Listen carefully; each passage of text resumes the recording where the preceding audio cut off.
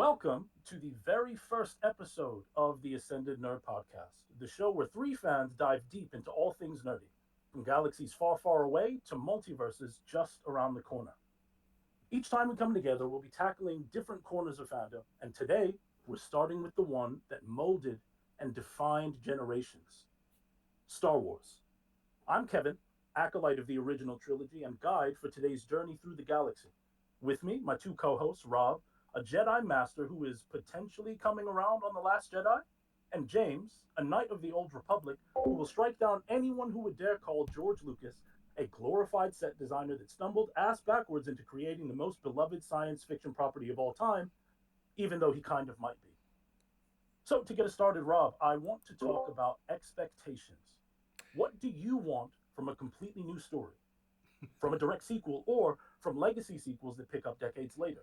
I think that defining how we feel about each of these should function and give us a clear view of how we see everything and sort of where things began to go off track with this franchise. Yeah, so I gotta say I appreciate the intro, especially for my man James. You're welcome. You're welcome. That was hilarious, but I worked hard on the script. no, yeah, man, it sounded real professional. Would you agree, James? Yeah, I'm not mad at it at all. Nah, but yeah, but I've for those who don't know, my name's Rob, and I've been in Star Wars for the better, way well past the better half of my life, right? And so I heavily, watched the original trilogy. And oddly enough, just a brief, small overview. I started out with like actually just seeing the Return of the Jedi, so my imagination tried to had to like fill in the rest, and then I got introduced to Empire Strikes Back, and then A New Hope. So like my whole experience was like backwards, but still something that I fell in love with and still cherish to this day. So getting into what I expect, from Star Wars. The biggest thing for me, particularly if we're talking about sequels, okay, because how I feel about original stories, reboots, sequels, prequels, it differs depending on which one I'm talking about. And since we're going to be heavily talking about the sequels, what I would literally want from a sequel is a literal continuing where you left off, right? And the problem that I have with what, and I'll say Hollywood, because I feel like this is a Hollywood problem.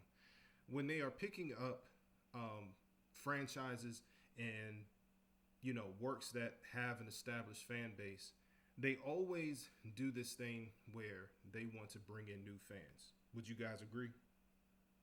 Yeah, there's always a new target audience. Right. Oh, 100%. 100%.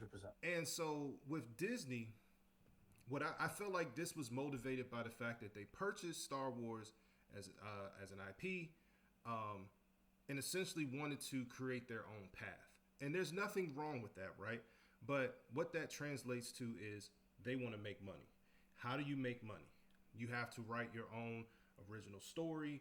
You're going to have to create your own characters, and you're going to try to shift the story away from what people are familiar from, or familiar with, or whatever. And as a fan base, we were dead set on, or rather expecting a lot of elements from the expanded universe to come into these movies, and that's just not what happened. So for me, what I want from a sequel, or what I expected from a sequel, is a story that continued on with the legacy of our heroes, because that's the story that we started with, even though it came into fruition, into completion. The fact that you're picking it back up means that I want my heroes present. This is what I've bought into. This is what I have invested in for decades, right? So if you're talking to me about a sequel, I don't want to, what Disney did is kind of tease that, my heroes are going to be there, but then you kill them off one by one, through each movie iteration. Um, Mhm. and I just don't like, ultimately, what they did, like how they killed him. Like Han was a little more poetic. Like it had purpose, right? Would you agree? Or would y'all agree? It's almost as if like they gave you the dream that you wanted, but they watered it down. Mm-hmm. They diluted it. Diluted it how? Like they dangled the carrot in front of you. It's well, I don't want to skip ahead too much, but it's kind of like how you were talking about Yoda a little bit earlier, and Mm-hmm. how like they kind of touched on the right things.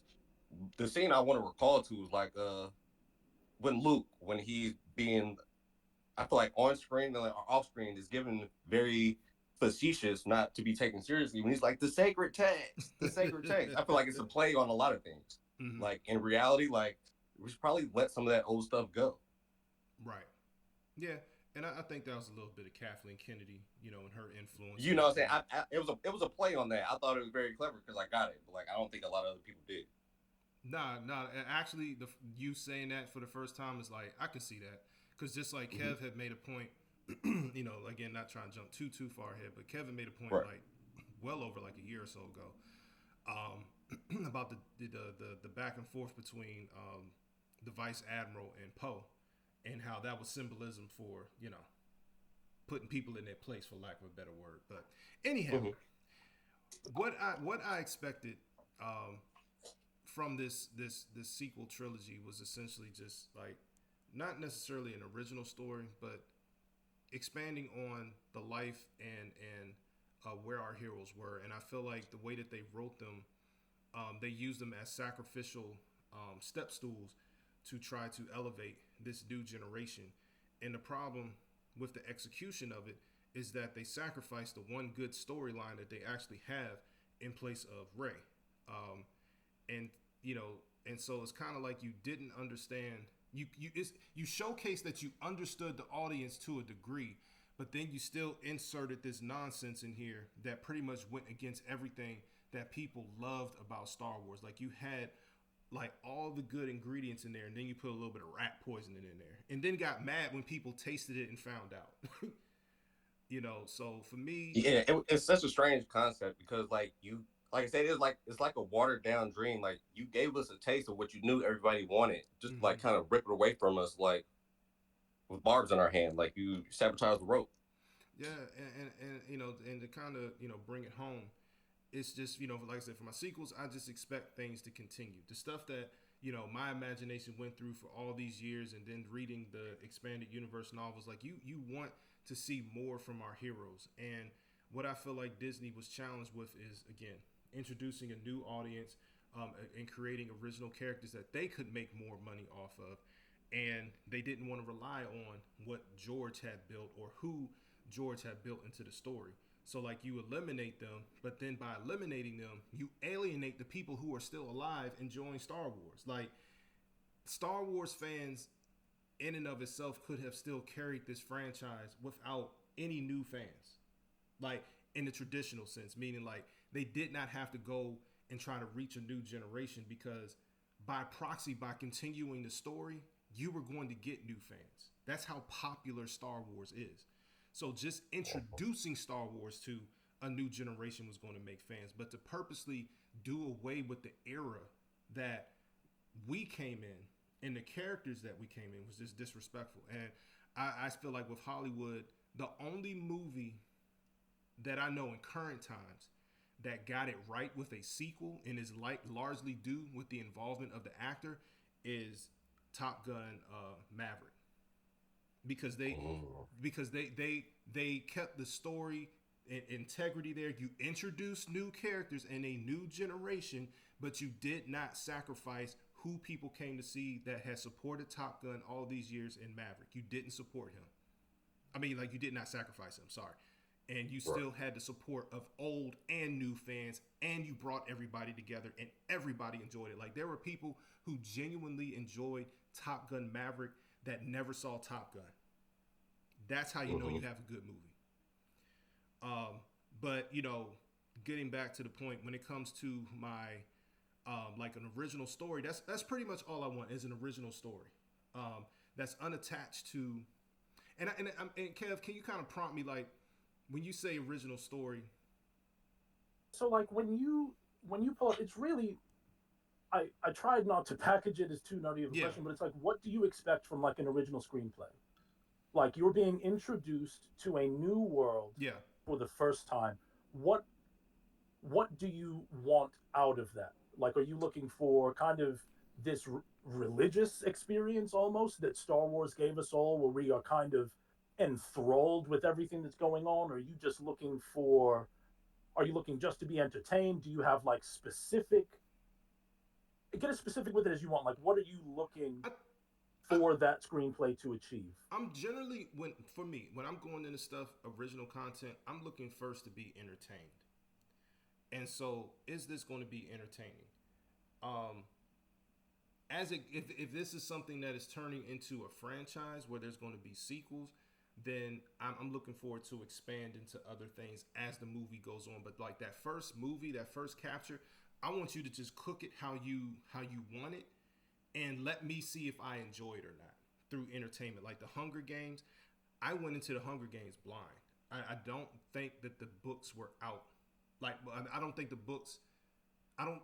No, the books. I think the books were out by the time the movie came out. Like I believe it had to be. So like at least one of them.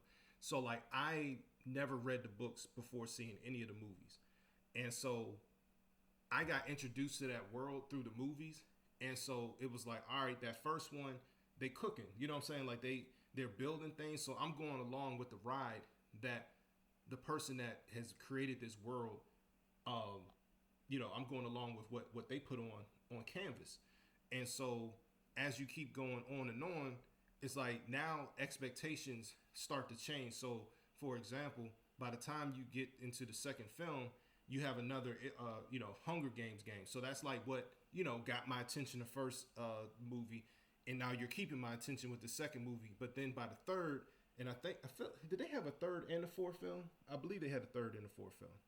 Correct me if I'm wrong. I'm not quite sure. Oh, there is a third one. The original book series, as I read it, was originally a trilogy, and then the author Suzanne Collins, I believe, wrote the Hunger Games. I might be wrong, Yeah, I think but I that's right. Yep, believe that she ended up writing a prequel story, something like she did do that. Yeah. a Ballad of Songbirds and Snakes, something like that, that they made into a fourth film, I believe. Okay. I'm not a Hunger Games expert by any means. Yeah, it's been a while since I've watched it, but all I'm saying is like by the time it got out of traditional Hunger Games and now you're doing the war thing, that's where it's kind of like, I kind of like this for the Hunger Games aspect, like getting into actual war and infiltration and government stuff. It's not that it wasn't good, but it took away from the spirit of what got me into it. But I still appreciated what what they gave us, which was an original story. Of course, you can make the argument that it took elements from different stories and things like that. Like the first thing that came to my brain was like, oh, this is just like the Running Man, like the Schwarzenegger movie where you're on TV and fighting for your life. Um, Big but time battle royale vibes. yeah, Big yes, battle royale vibes. but yeah. I mean, and that's what I want from my like I'm along for the ride. And when you're talking about sequels, I needed to continue the story that we started. And reboots is tricky because reboots is what I think that they should utilize to capture a new generation. But if that older generation is still alive and well and still investing in your franchise, you have to handle that with extreme care because we've seen what happened when they tried to reboot Ghostbusters. It was a disaster. Ooh. It was a disaster. And the thing, And those type of franchises are what hurt fan bases because those are things that people cherish. They're, yeah, like those niche cult like followings, man, hmm stuff. and I don't think Hollywood appreciates those people enough because they're coming in and they're wanting to do. And I know Kev, you've kind of mentioned these types of things before, where you're like, you believe art should be allowed to art, like people should be allowed to cook and let the chips fall as they fall. But I know you were coming Mm-hmm. from a different context. But for Yeah. me, it's like you need to do focus groups. If you're really trying to dip into something, you need to understand the demographic that currently holds the franchise together, who is still investing in it, what their age group is, would they turn out to movies? Are they still moviegoers? Before you start trying to pander to a new generation. Because with Star Wars, you literally, what ended up happening, you had the old generation that was pretty much given the middle finger, and they made their feelings known. And then Disney decided, okay, we're just going to make war with you, which is then you turn in and have the acolyte, which is All right, so like, Yeah, yeah, before and we not to get cut you into the off, Rob, weeds, but because like that's they yeah. verbally and physically will tell a fan base, like you said, screw you, give you the middle finger, and double and triple down on it with projects. Mm-hmm. all right. Let's take a quick, just a quick second, because Yeah, yeah, dude. we're gonna get into all of that really soon. I just want to know, James, do you have any insight that you want to give on kind of your expectations for those same things? Like, what are you expecting from an original works versus sequels?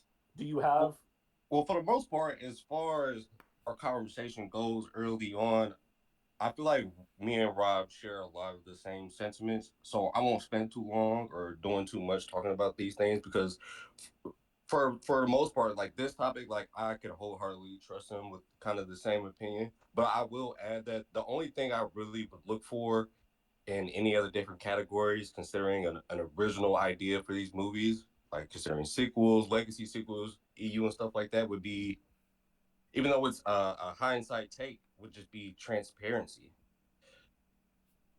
Like That's as big. Rob said, like a fan shouldn't feel like they're being robbed of an experience and the story is not being finished, especially the story that got them in and they got them to stay and they got them to fall in love with it. I feel like they shouldn't be brought through the door just to be hitting the shins. But also at the same time, I don't want it to be this confusing thing where in real life and then in the movie, in the script itself, there's no cohesiveness. I feel like a lot of the times everyone was left where we don't know where we're going and it doesn't look good. But all we know at the end of the day is the people who have made this thing a mainstay aren't being treated how they should. And I got raked through the coals for seeing it for what it was from the very beginning. From the very beginning. Yeah, like so. Even though it's easier to say because it was an older time, but the OG and the prequels, I can honestly say, besides just enjoying the experience and ignoring the technical side of what the movie actually looked like, those stories were pretty cohesive. And even whatever gripes people have with the prequels, the story was still cohesive. You didn't feel like you got cheated out of something as a fan. Oh boy, Kev would beg to differ. oh boy. I could And talk. that's why I I preface my statement with Yeah, let's take out the technical side of film and what yeah, we judge a good movie by. Because yeah. just So, as a Star Wars standard, like from a story standpoint, everything was cohesive. all right. So I'm gonna come back to that because I think we could really end up in the weeds on what I think is wrong with the prequels, and I don't know if I want to go there just yet. But you gave me a lot to write down. So Mm-hmm. so sticking with kind of where we're at right now, I'm people listening have no clue. I'm a major like film nerd, and I really love the arts. I'm an actor by trade. Like I actually get paid to do performances. That's my real job. I do have here, if you guys are interested, I made up some building blocks, I called them, for what makes a successful original film, a successful sequel, and a successful legacy sequel. Because I think when we talk about, like, there's a difference, right, between following up the movie right before. So something like Empire Strikes Back is just a sequel to the original Star Wars or A New Hope if Mm-hmm. you're a New Age fan. And then there's legacy sequels, which is what The Force Awakens is to something like Return of the Jedi. Mm-hmm. And I think that all of those properties have kind of different jobs and different functions that they serve. So I had for my building blocks for what makes a successful original film. Number one is you have to have a strong core premise. There has to be a clear central concept or theme that drives everything that goes on in the story. And it has to be unique enough to stand out, even if it's derivative of other things or based on something else. It has to be unique enough to stand on its own, but still find a way to be familiar enough to resonate with an audience. I think you need a well-defined immersive world where you introduce the rules of that world. We discover quickly what the tone is, and we have to know what are the stakes. Why do I care Mm-hmm. about what's going on? And within that well-defined world, we have to have immersion without over explaining everything, which I actually think is one of the flaws of the prequel, is that things kind of tie in way too neatly, and we are explained things that we never needed to know. Midichlorians never had to exist. Moving on from that, you need obviously your compelling protagonist. That is the emotional through line and the audience vehicle. This is the reason why we should care about what's going on in this world. Mm-hmm. They need clear motivations. I have to understand why they do what they do, why they feel what they feel, and why they think the way that they think. And they need to have a good internal conflict, something that's going on inside that drives them or that drives their action.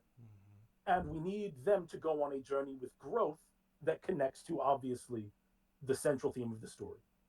The next building block we would have for me is an efficient plot structure.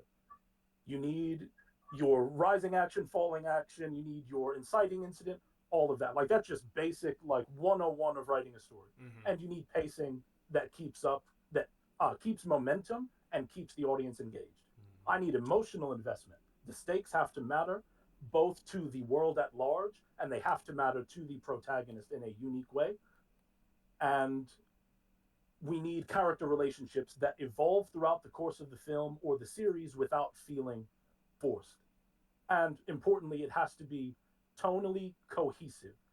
We have to, if you're giving me a dark story with dark moments, don't immediately undercut those with comedy, which is where I think The Last Jedi fails for a lot of people, as an example, because we will be doing something super, super serious, and then someone has like, and then there's like slapstick What the Oh, fuck? it's a lot of movies doing that nowadays. mixed in. Can't So wait. Here it's you the go. Here you go. Avengerize. It's kind of like the Marvelization of film because with the Avengers, you have this group of really quippy and very clever individuals who are always making jokes while they're doing something very serious. It works with Marvel because of kind of what it is, but it usually falls on its face completely.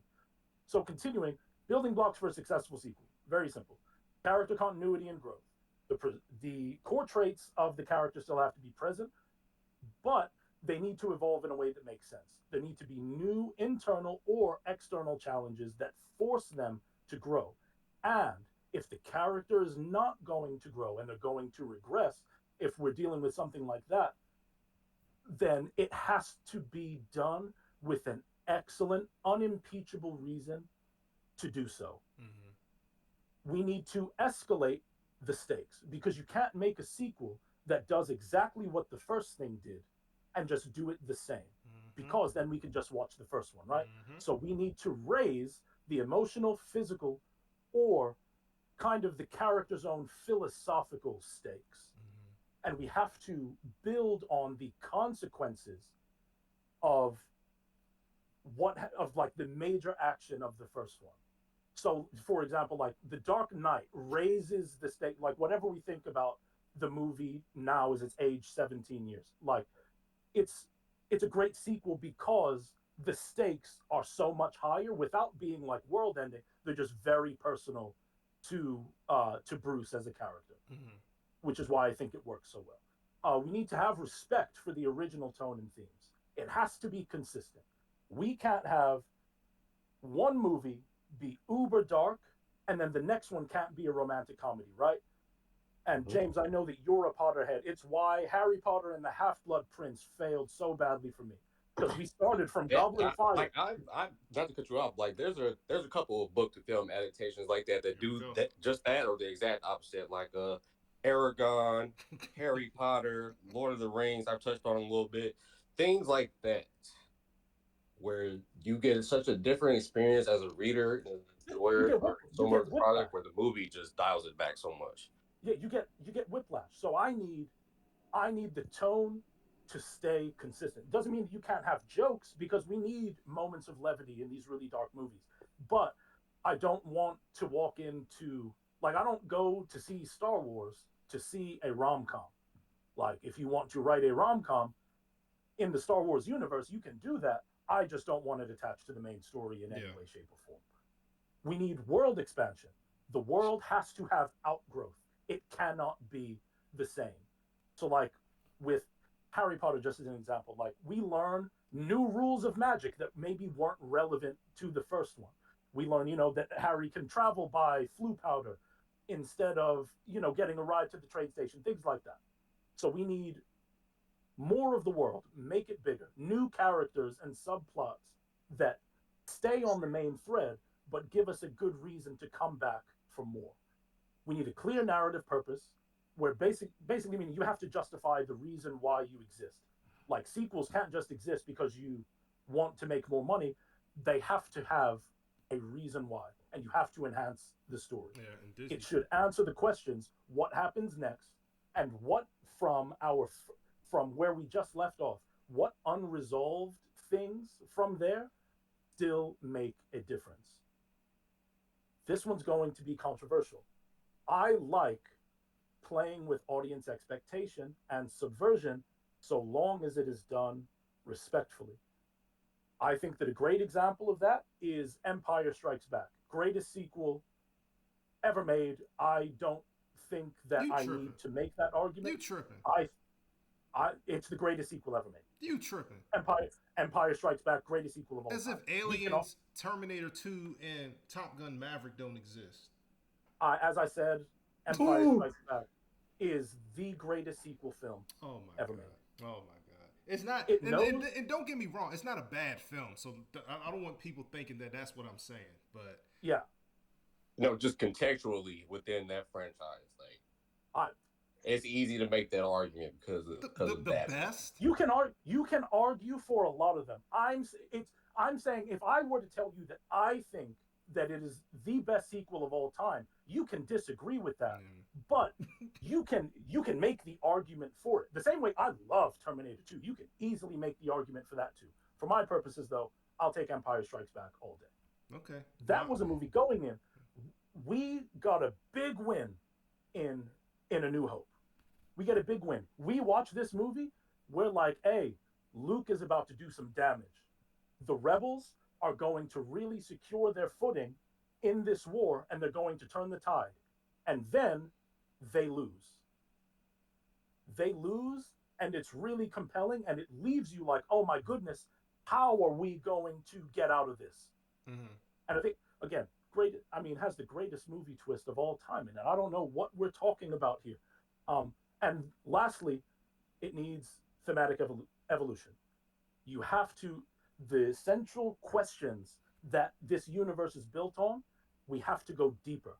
And we have to talk about and examine how the events of the films that come before, the film that came before, have changed the characters and the world at large.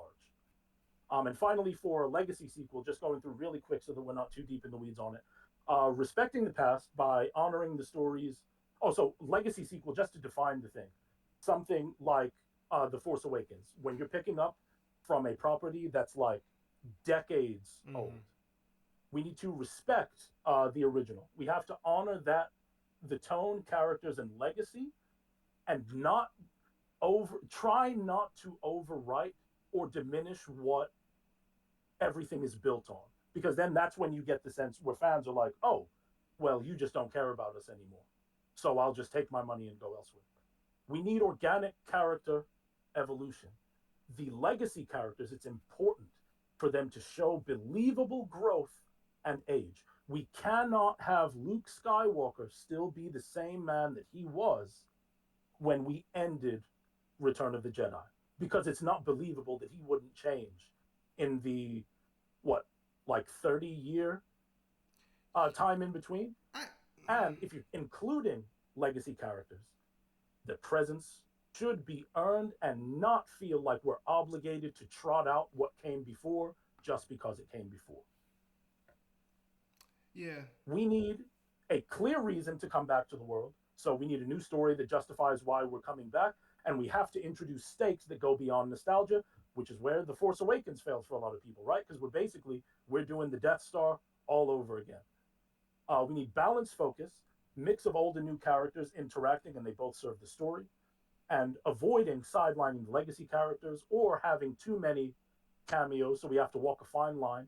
The themes need to kind of come over from the original, but we have to explore how the consequences of how time has changed the world and what it means. And we need to echo the original themes while introducing new ones for a modern audience. That's where we come in with appealing to a new generation. Not the same themes necessarily again, but the same themes built upon and maybe becoming more relevant to a modern audience. Which brings me to my last thing, legacy with a purpose, where we use that generational gap to show evolution or contrast, and we can reflect on the cultural impact of what came before within the context of the story.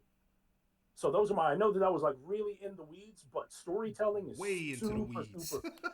Storytelling is so important to me that I think defining what those things are, they inform your perspective. So now that we know what we're kind of each looking for, let's talk about what we actually got. Because the sequels, especially The Force Awakens, Mm-hmm. looked like from the trailers and all the media that we saw, it looked like they were continuing the story, Mm-hmm. but did they actually just hit reset? And Rob, I'll start with you on this one. Did this film and the sequel trilogy at large earn their place as a continuation of the canon, or did it just try to kind of lazily go over what was already in place with a fresh coat of paint? That's exactly the second thing is exactly what they did and what J.J. Abrams is, known for and good at. People forget that he had his hand into the Star Trek trilogy that we got. I know he definitely directed the first one, if I'm not mistaken, but he didn't direct the second one, but he was still involved in it. And in it, you just you got, especially by the second film, you just got a cheap version of the Wrath of Khan, right? At least my that's my opinion. Just you didn't. Totally agree with you on Star Trek Into Darkness. It Yeah, was yeah, that's what. Yeah, a it was a poor man's. It's we have Wrath of Khan at home. exactly. But anyway, After they tried to deny, by the way, the entire time that Benedict Cumberbatch was playing Khan, it was a disaster. Sorry, yeah, sorry. yeah. So for me, when J.J. Abrams was the one that I knew was writing the story, I instantly became skeptical. Like I was like, please don't. I'm on record online saying that, like hoping and praying that he doesn't do what he did with Star Trek. And so to me, the Force Awakens is a repackaged A New Hope. And I mean, people have been saying it for the longest, but I remember going into the movie theater with hope, excitement, and it was me, my wife, and two of my friends that are Star Wars fans that we went there with. And I think I was the only one that left out of there. My wife went to sleep within like the first 10 minutes, so that tells Oh you. no, Oh yeah, she was gone. Like she no. hit that look, she hit that recline, and then she was knocked Oh out. That's man, she didn't even enjoy those crazy, bro. snacks. Nah, bro, I don't even know she got through the little monologue in the beginning with the words, bro. I don't Oh, think. the Oh text. She no. fell asleep before the text crawl is done is insane. Yeah, yeah, she's good for phone. I mean, like it's the funny thing about us, man. Like she's like, I'll go with you. Like she's real supportive and wants to be there, but whether she'll be awake for the thing, yeah. But yeah, I went in there. Especially from the trailer. Like I don't know if you guys remember the trailer, but the trailer was like amazing and made you Trailer excited. was Like, fire. yeah, the trailer was so good. Like, and just had so many questions. Like, who are these people? And you got this black guy that's waking up in the desert, like he done, just got into the like from the fight of his life, like.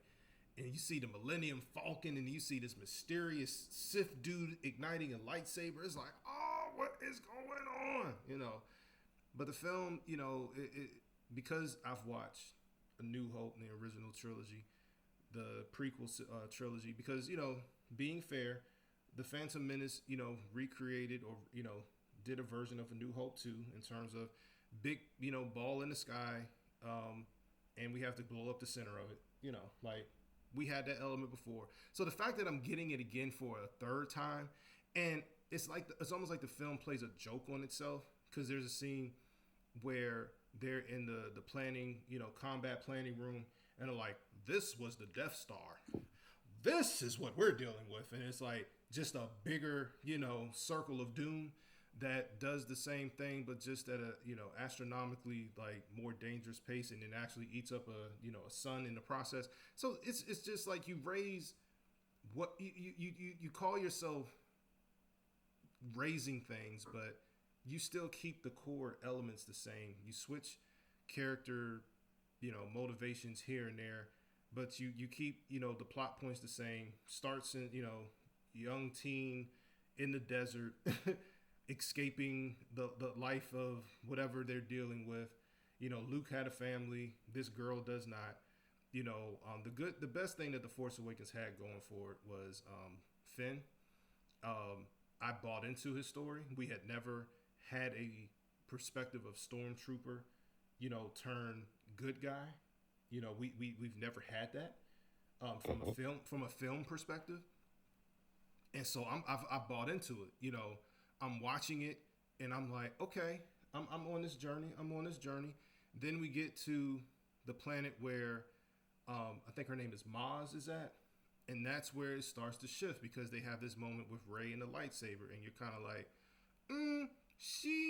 this seems a little weird because I'm thinking he the one that I'm following, not her. Like she cool and all, but she the pilot. You know what I'm saying? Like she Han. Mhm. Like And I think they called themselves like just playing a switcheroo on us, but they did so in a very disingenuous way and in a way in which she earned nothing. Like it's like there's nothing about her that was special to be to grace her with these gifts. Like there's just nothing there. Like you had this kid that literally is turning from evil and like from the beginning knew didn't belong because he never fired his blaster on those innocent people. Has tension with the bad guy, like organic. Then you have this beautiful moment where they're fighting, and he's like, she's like, you need to go get Ray.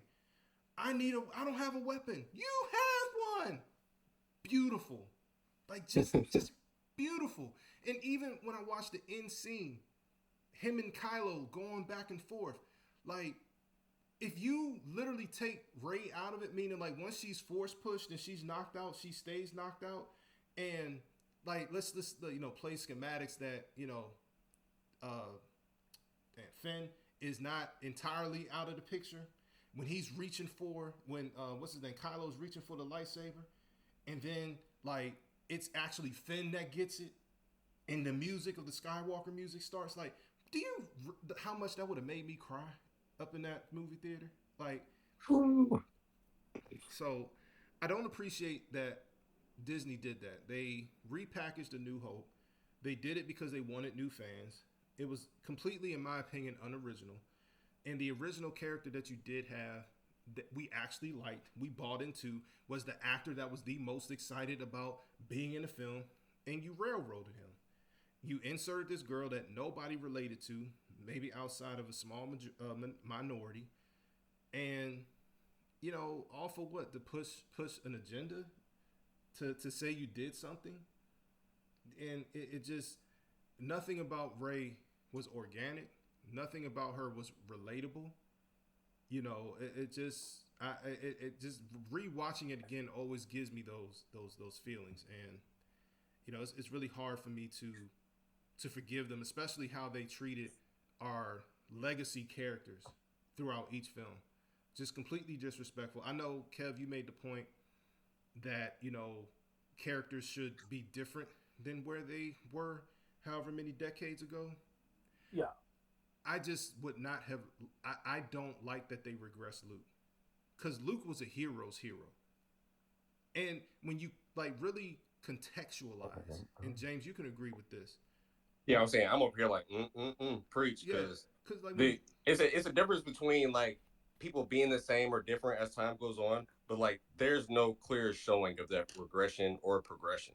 yeah, They just give us a moment of weakness in his character that affects the entire galaxy for years to come, and now he's a and that recluse. and Luke, like the Luke that I feel like was written in George Lucas's Star Wars would not have behaved in that way.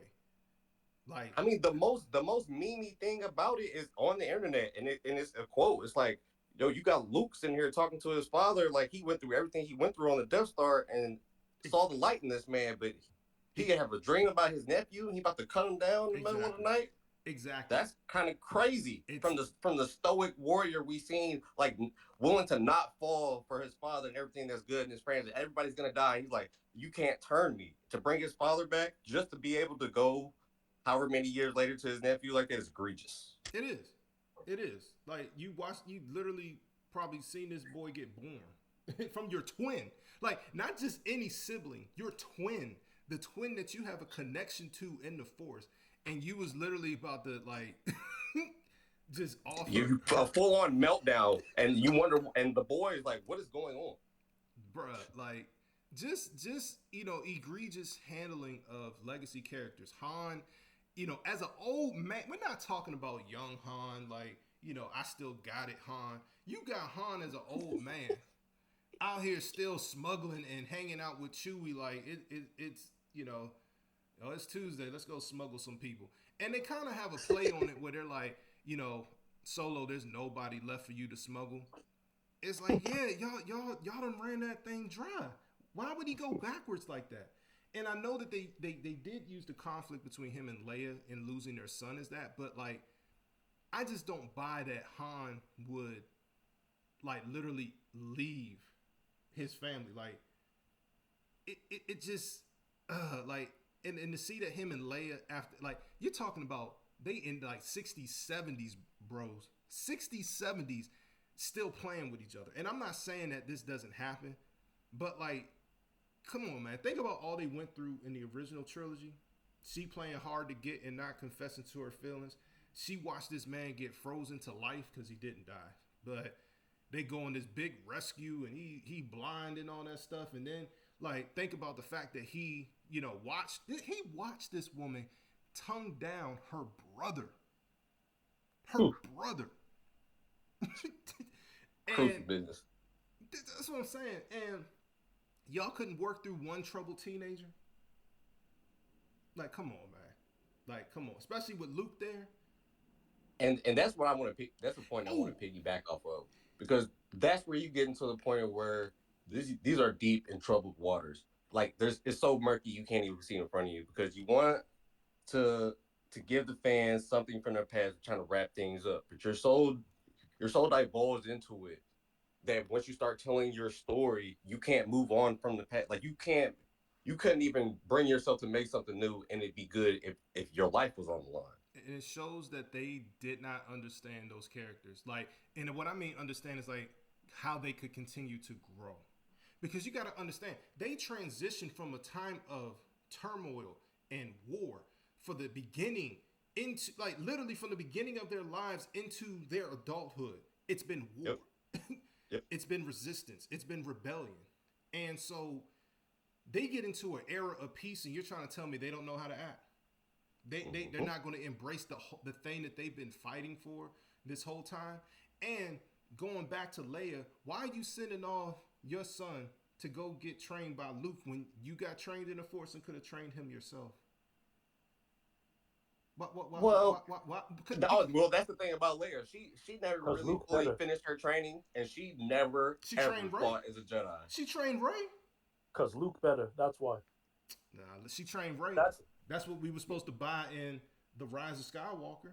She yeah, but could. you think that Ray is worse than anyone. So then I mean it tracks she got trained by Leia instead of Luke.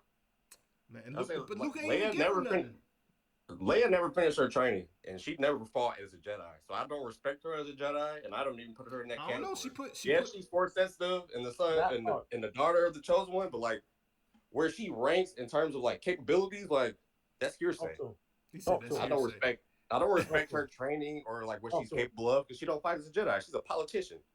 Bang bang. She did put Luke on his butt during the training though. Hey, I have nothing. I have nothing. I can't take that away from her. It But at the end of the day, it is what it is. She's not a fighter. She's a just seemed like politician. she gave up on her son. One day, your son is going to score exactly one bucket on you, and you'll see. It doesn't make you wash. That doesn't make you wash. It doesn't make him nice. It means he hit a bucket. Go ahead. No, I mean that pretty much sums up my stuff. I know I think I went on a little tangent, but I just I think that they tried to disguise what they did, which was a reboot. That's what it was, a reboot. And they, as the films go on, you try to change all that we kind of knew about Star Wars. Well, more into the second one, where Ryan Johnson really just tampered with stuff, but like it had a mixture of genius in there, like some points that like I conceded today, like I could see if he was cooking with this, but and then you recognize that you made a kerfuffle with the handling of the first two films, and then you give us a third film that nobody like. You want to talk about what nobody asked for? That mess, they could have kept that. Like they really could have just like wrapped that up in a book, in a novel, and gave us like something well more thought out. Because what they gave us was, I hate to Well, that use was this word, that's trash. yeah. Go ahead. Sorry. Nah, just it was trash. No, I mean you're not wrong. That is what happened, and it's why I when we people listening don't even know we got into weeks long conversations arguing about Star Wars last year. I don't know if you remember. It was last year I remember because you had that when I was wild in tape. Disney. Last year when I was in Disney. So that that right there, what you just said about rise. What is? I don't even remember what it's called. Rise of Skywalker. Yeah, Rise of Skywalker.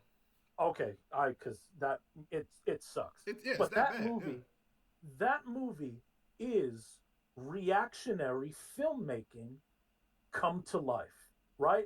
That's what happened. So Ryan Johnson had set up whatever he had set up in The Last Jedi. We don't need to completely relitigate The Last Jedi, although in a couple minutes I do have just a quick question. But so we don't have to relitigate that. Then he had set up whatever he was going to do because he was, if I'm not mistaken, he was going to be at the helm of Rise of Skywalker after doing The Last Jedi. So he Maybe knew. I'm not sure. I remember reading that. I if I'm wrong, then I'm just an idiot. But I do remember that they were giving him the reins to the rest of it, which is why he was so emboldened to kind of make the changes that he wanted to make. Mm-hmm. And what happens is you get a last movie where they're like, well, a bunch of people hated what we did with this one.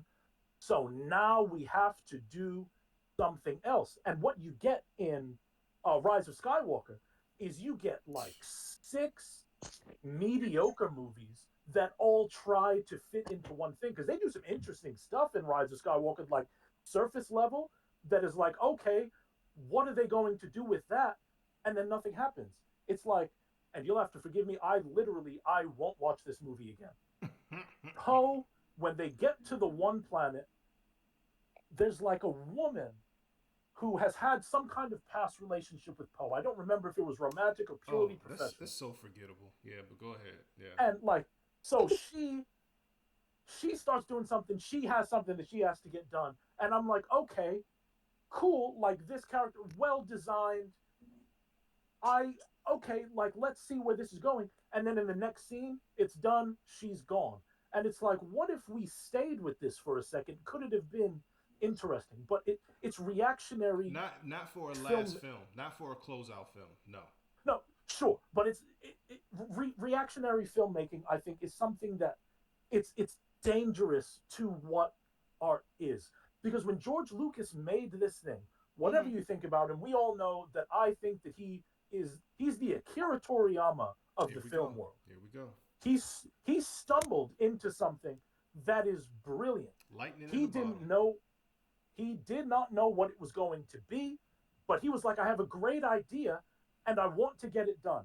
That is the crux of what artistry and what making films is. He didn't let anyone get in the way of what he was doing.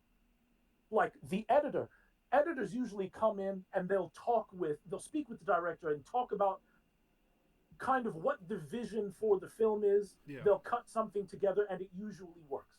But He had the foresight to fire a guy the original editor of A New Hope, he fires him and gets someone else who's going to kind of have that same artistic spirit instead of trying just to change what he had already shot. But see, And I Kev, think, yeah, let me stop you though, because you're getting into something interesting. See, the difference is George had a vision. George had an idea of what this world was going to be in his mind, right?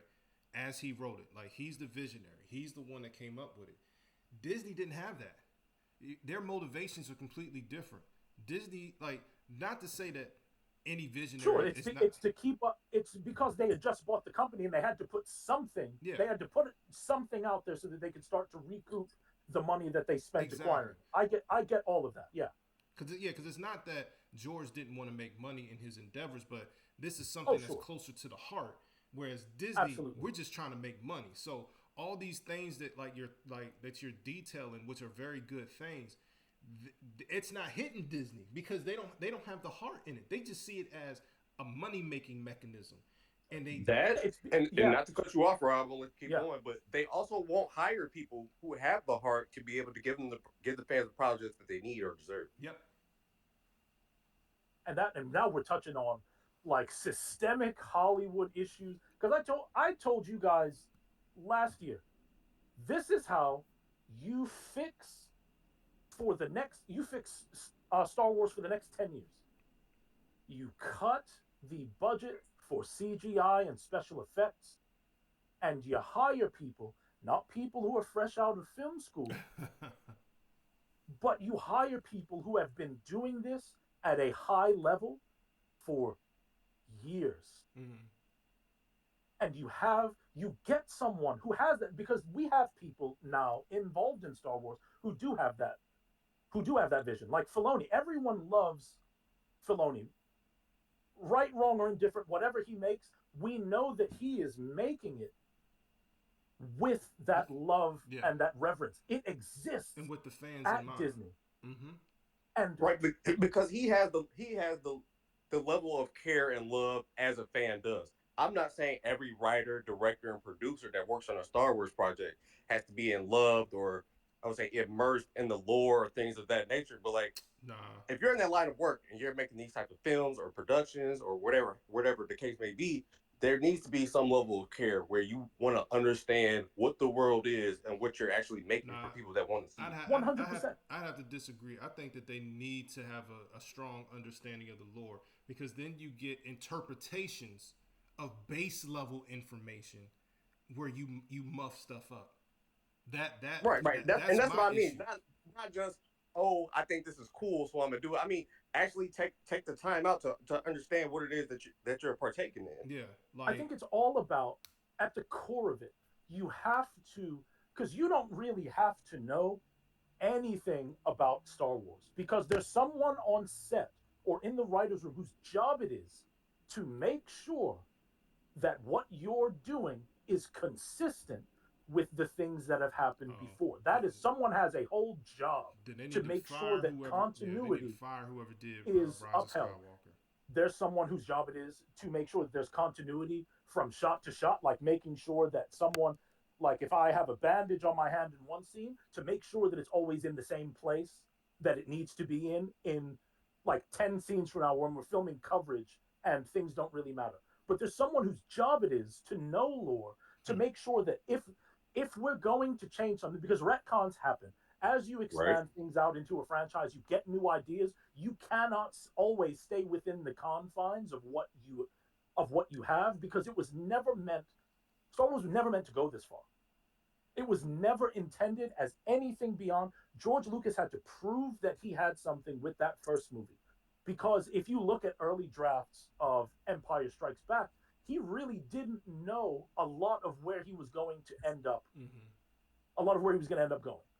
Like the whole angle of Vader being Luke's father was something that came fairly late in the drafting process, Mm-hmm. and that was something that had to be justified. But this, I mean, George had a lot of storyboard moments like that creatively, sure, sure, but but you just have to have a fundamental understanding, and this is where filmmaking is very.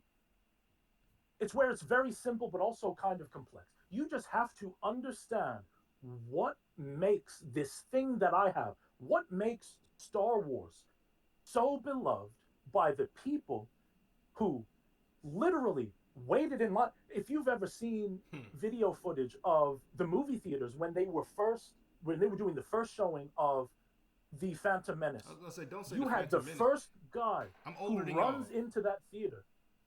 What's that? I said I'm older than y'all. I was there. Yes, yes. So you had people. There's video. Now we're bringing the ages out now. The guy, the first guy in line to go get to his seat, literally kissed the ground of the theater before running in to his auditorium to watch his showing. You have to understand what it is about this that makes people feel that way. You don't have to have granular knowledge of the living force and all the different facets of it, because that's kind of getting into the weeds of something that really a very small percentage of people are going to care about. but I and, put. and But that's we where I want to know take me back to how something you Star said Wars not too makes long us ago. feel. Like like you said, there are people on set with these specific jobs for specific things like that. But I just feel as if the leaders of those projects who are doing the directing, who are doing the production and things like that, the stunt coordinators, if the main people, the leaders of the project, were more grounded in the universe itself, I think overall you just get a better project. Yeah. Oh, Cause, 100%. yeah. And Cause there's supposed to be a Bible handy. It's literally, it's not like the Holy Bible, but there's like a Bible that should be floating around somewhere over there at Lucasfilm, Kev, they where had it's that. like, these are the things that you can do. These stick to this kind of blueprint. Because George Lucas, for better or worse, I feel like he kind of overwrote some of this stuff, but it's in existence. Well, I And mean, to your credit, like right now, Disney has people like Sam Witwer that works with Filoni. So like he has in his work experience has caught things in the middle of production, like, hey, that's not how that goes. And then it's like a jaw drop moment because if he didn't catch that, like they put out some crap that doesn't make sense for anyone. mm-hmm, yeah. Like there are those elements there, but like I said, it bodes more well or bodes better for the film or whatever product it is that if everybody's on that same accord. But they had that before. Like literally, what's the company called?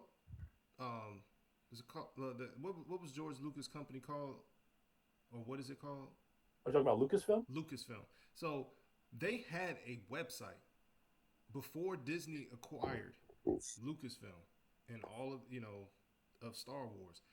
There was a website that like had like everything on there, species, characters, breakdowns, like Mm-hmm.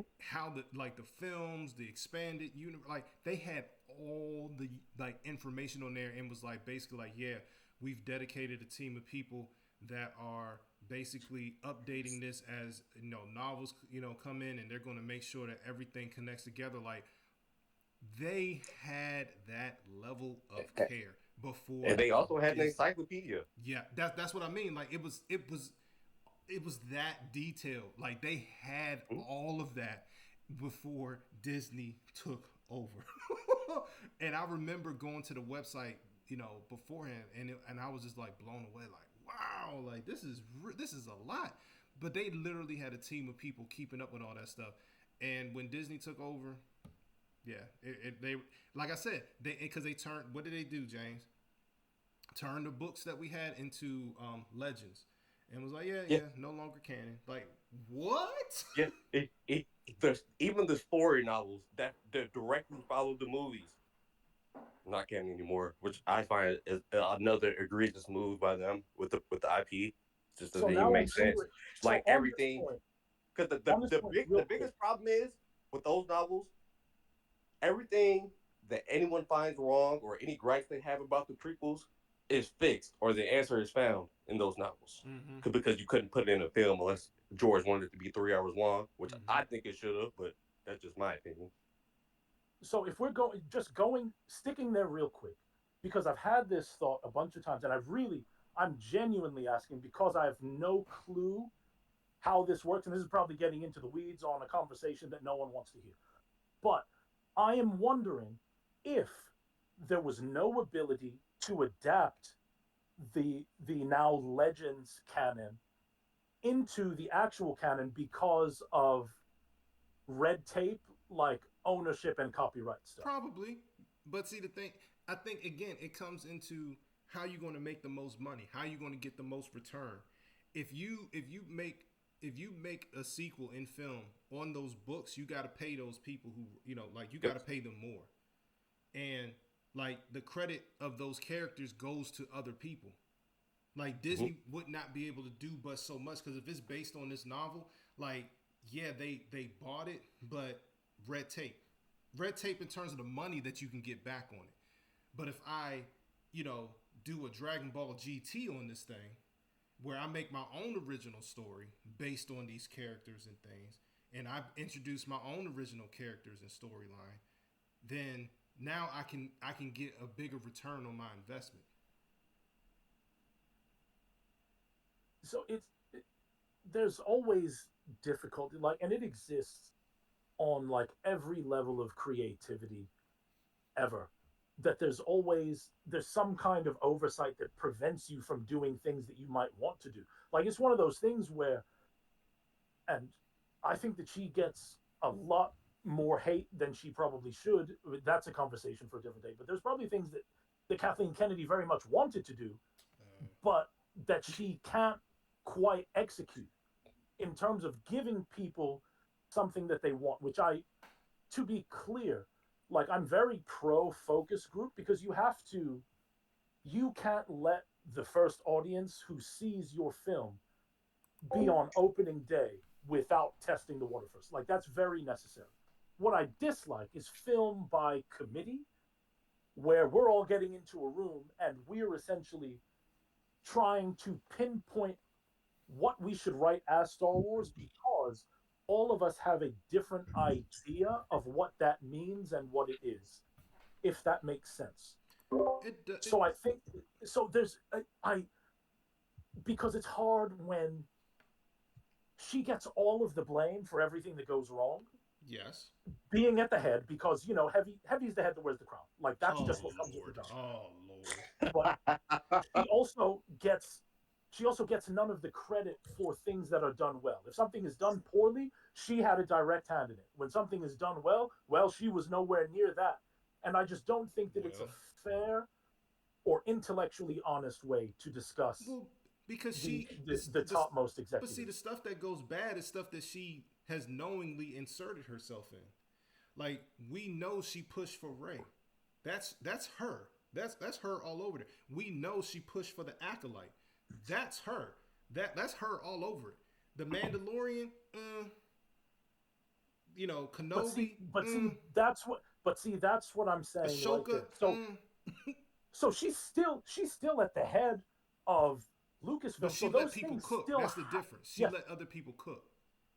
absolutely, absolutely. But those things that all come across her desk, like she could have, and if she had listened to what fans want, which is why I'm so anti like let's make art by committee. If she listens to the fans, we don't get Andor because the almost universal reaction that I saw online to Andor is who asked for this? Why are they even making it? And then it comes out and everyone's like, oh, this is the best Star Wars we've had Yeah, Kev, that's a fair point, in this but in like you this got to whole run. understand that's coming off all of the energy and backlash from things that we got Mm-hmm. that we really didn't enjoy. But like also like how Rob was saying, she's putting herself in front of these things and saying things out loud in the public, essentially attacking the very people who are buying the product Yeah, from her. And which is and which I is get which So is like so and when I you get get to Andor and like you don't have the main elements of Star Wars, like yes, you're gonna have surface level fans being like, especially after things that come out like Acolyte and such, they're gonna have that type of reaction. But it ended up being one of the better shows. I wouldn't know because I didn't watch it because that's not the type of Star Wars that I'm into. But I that's fair. can I can totally see it being a good show. That's fair. I really like I powerfully like I get it, Kev. dislike the thought of art by committee because I think that it's the antithesis But of creativity, but you see, know? I want to cut you off because I think the crux of where we like how I can get you back. If it's an original work, I think your point is very strong. Meaning like I understand what you mean by that, and like if somebody has an idea and they're like, I want to put this idea out into the world, and it's my own, creation. There's nothing else attached to it. I believe that what you're saying is true. But when you're talking about a fan base that is decades old, like, you got to remember, I wasn't even in the world when the first Star Wars came out. Yep. Okay, Yeah, it's yeah, like, and I'm 41 years old. It's been around longer than I've been alive, and Mhm. so you have to handle something like that with care. You can't like you're going to be able to be creative because the world of Star Wars is so vast, but you're also absolutely. going to have to do that in the constraints of a very large box. There are boundaries and guardrails that should exist. And And and that's where I struggle. yeah. That's where I struggle is with this idea that we are supposed to make art on training meetings, because it's like I told you guys, like I've sat in production meetings, like I've had conversations with producers who are producing things that I'm working on. I've had conversations with directors about a lot of things in the process of trying to create something, and a conversation that we have never had, and I think it's right, is that we've never said, well, do you think that they are going to like this? Because it art is very much like, the nature of the thing is that it has become kind of a commodity, and it has become a product that we are selling. But speaking not from the perspective of a producer or an executive, like when someone writes something, like my sister's an excellent screenwriter. She won a contest. She got to pitch her TV show to Freeform. Like, she's done all of it. It's an That kind of art is an offering. It's something that we give to the people, and the people get to decide what it is, like whether or not it is worthy of their time and their energy.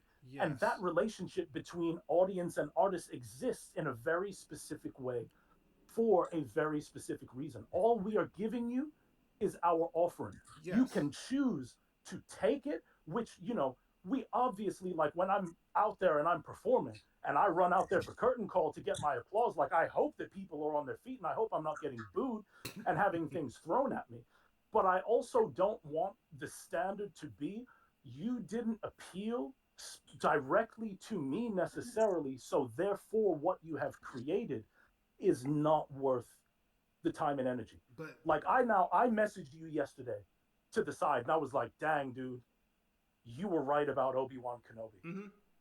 That show is garbage. Mm-hmm. But at the same time, nothing is ever going to stop me from loving watching Ewan McGregor play Obi-Wan Kenobi. If they trot him out, they could take his skeleton out of his Oh grave my after he God. passes and make him play Obi-Wan from beyond the grave, and I'll be watching it because I love what he's done. I That's love it's episodes crazy. 5 and 6. I love the battle between Vader and Obi-Wan Kenobi, no longer in his prime. I enjoy those things.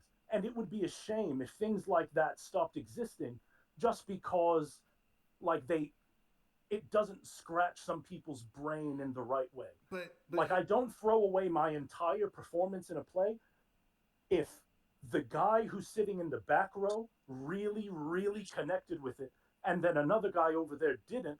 It's like, which one is true? Well, there's no truth. There's just perspective. And even with what we're saying right now, because I agree, the sequel trilogy, you have to call it a failure, right? Like, there's no world in which you can make the argument that that was a successful endeavor.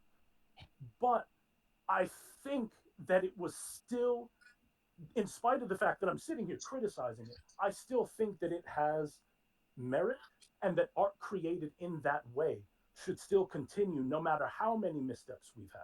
Because there have been some terrible original films and screenplays that have gotten millions and millions of dollars from studios and production houses, and have made millions and millions at the box office, that just aren't very good.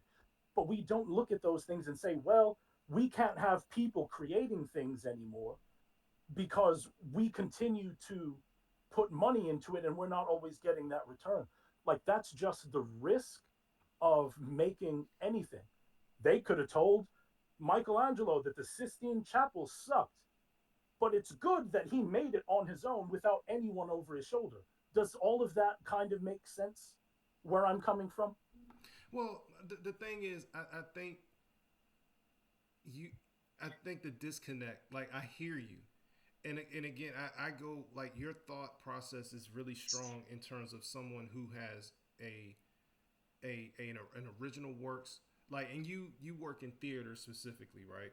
So people, know that they're going to like when they go and they go to see a performance by you and others, they know that they're buying into interpretation of something, where people have created this thing, and sometimes you go in with a little, excerpt like, oh, you can expect a story about this, like the thing that you Mm-hmm. shared with us, where I believe it was the thing you shared with us where you were rehearsing a thing. You shared it with us in Discord, and Oh, when I was going over like what I do in my monologue prep, right? yeah, but it was a monologue that you actually were doing.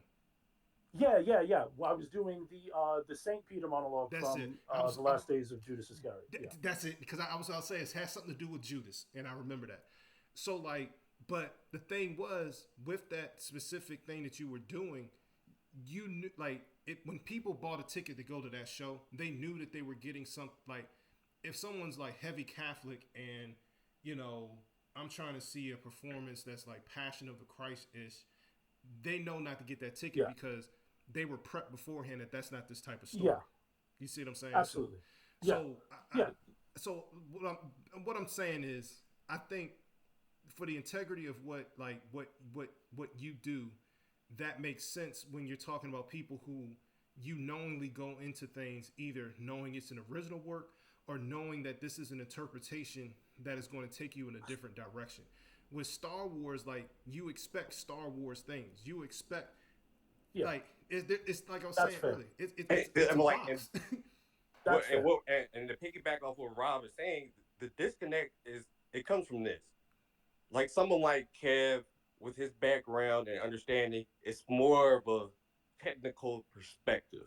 He's looking at how all the cogs turn and work together to get this finished product. Mm-hmm. I think the problem with Star Wars fans and how things have transpired over the years, we've been conditioned a certain way to how we perceive the universe and Mm-hmm. characters and the stories and characters in that universe.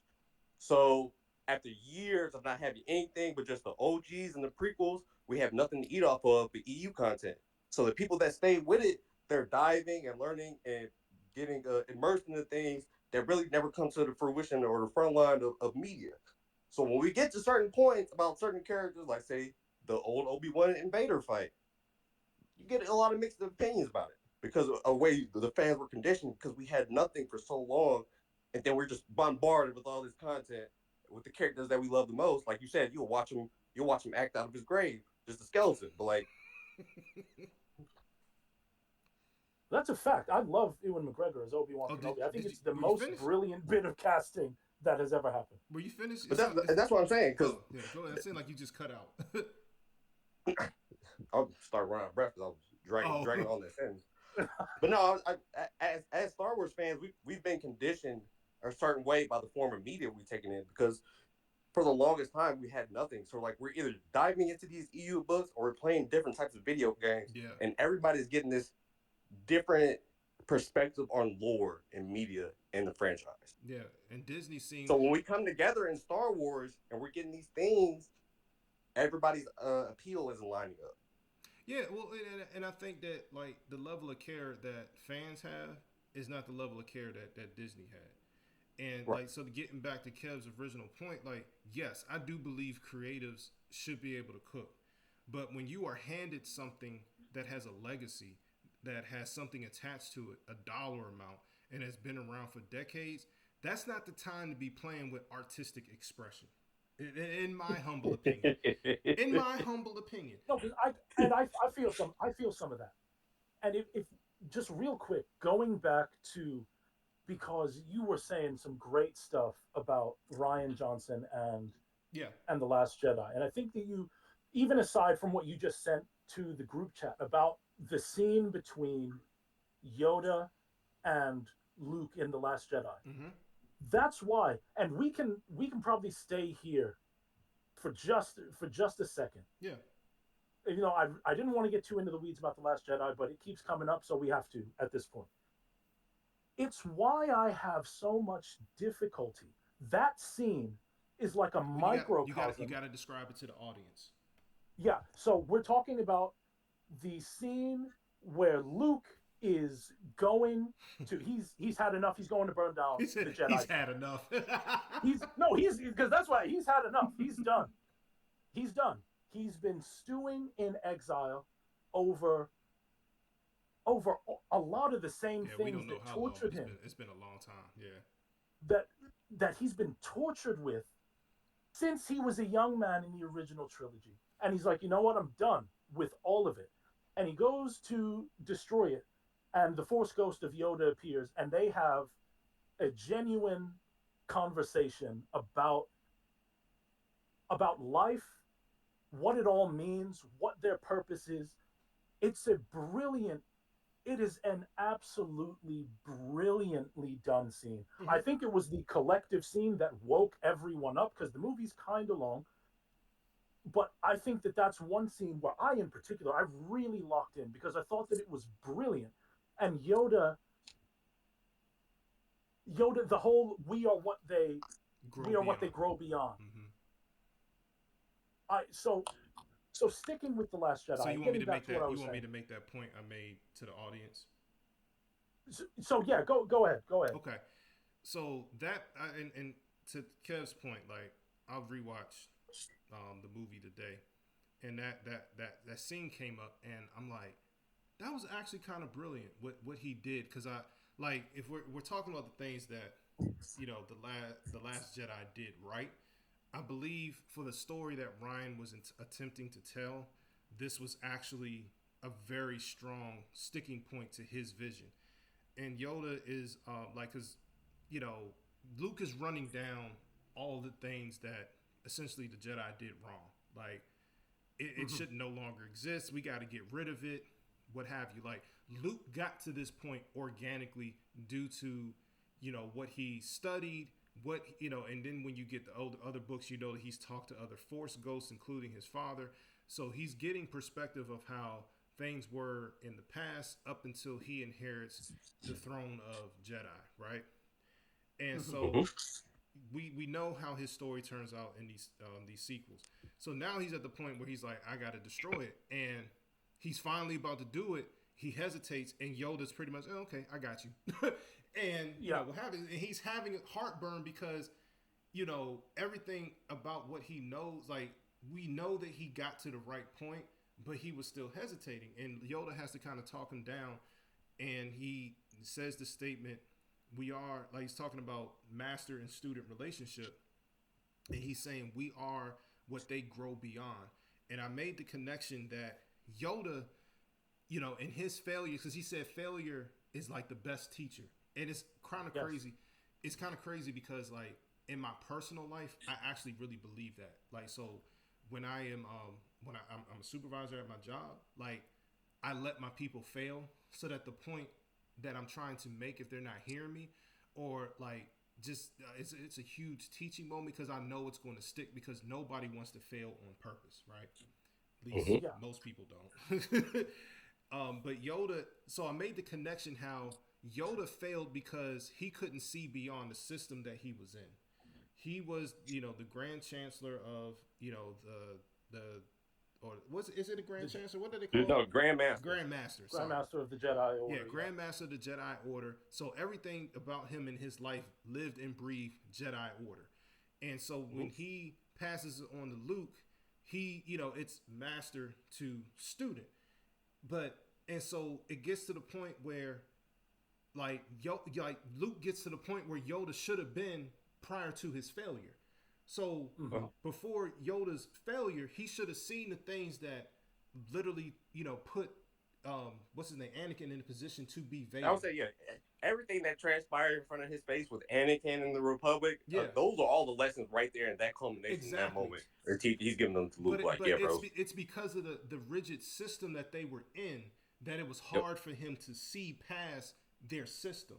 So Hmm. everything that happened, below their noses, whether we have a discussion about whether it's their fault or not directly, it still happened under him. So like if they were in that system, Palpatine doesn't have a whole group of like soldier Jedi to manipulate if the Hmm. system is disbarred.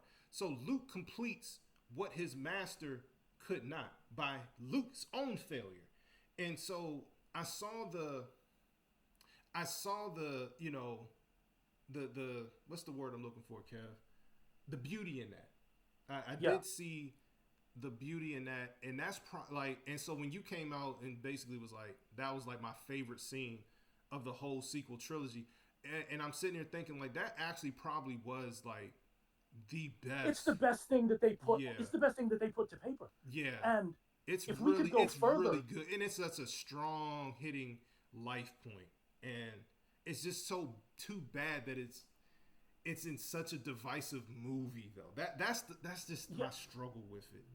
And if I can touch on it real quick, because you are giving voice kind of to how I feel, is that there is a reality, right? Or there is a you can make the argument, I think, that The Last Jedi is a bad Star Wars movie. Mm-hmm. There's an argument to be made there. If someone's like, this is my least favorite Star Wars movie, I disagree with that because I think that there are, I mean, what came after was infinitely worse, in my opinion. But so I think that you can make that argument. Mm-hmm. What I don't think can happen because of the existence of that, I don't think that you can argue that it is a film that fails as a result of not understanding what came before, even though I find the understanding of it to be incomplete. Well, yeah, I mean that scene, you can definitely tell that there is a systemic understanding or at least an interpretation of master student relationship. Like you had to go into a path of where you believe Yoda ultimately failed. I mean, and Yoda does say it failed. I have. And of course, he was only Hmm. talking about that when he literally defeated Palpatine. But we can make the argument, James, that it all kind of like sunk in on him just how badly he That failed. and then in these movies we have to, even though we shouldn't have to, but as we watch these movies, we have to understand about the things that aren't taking place on screen. Yeah, Like Yoda in his exile, like him by himself, like I can only imagine what he really felt and what he really thought about losing that situation.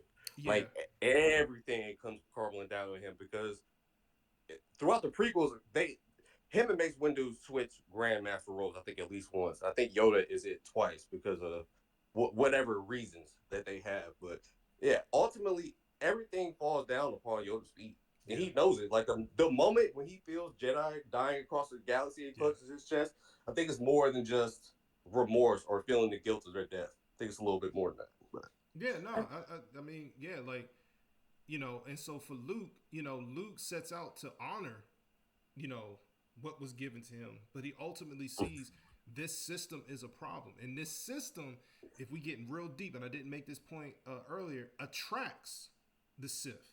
It attracts evil. yeah. mhm. I mean, if you really and if you that's Mhm. if you really think about it, it does attract attention because it's always going to be a faction that is I mean, anti you. it's not considered canon as we know Here we it, go. but Here we go. originally that's how the Sith and Jedi separate.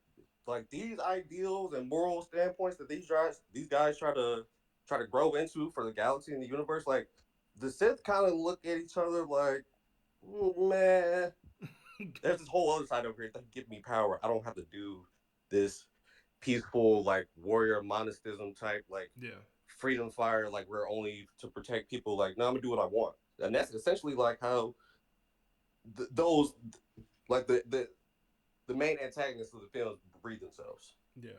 off the weaknesses of the principles of the Jedi. and Yeah. also going back to what Rob said before, where I think we were talking about like Luke's failure and how people didn't like how he responded to that failure. Yeah. Where I think the argument can be made that what goes on with Luke, and just so that we can so that we can save this part and we can leave it out, right? I disagree with the events. The event of him holding the lightsaber over Ben Mm-hmm. should never have happened. Agree. Agree. That moment should have never happened. I think that that one instance is a complete failure of understanding who Luke Skywalker is.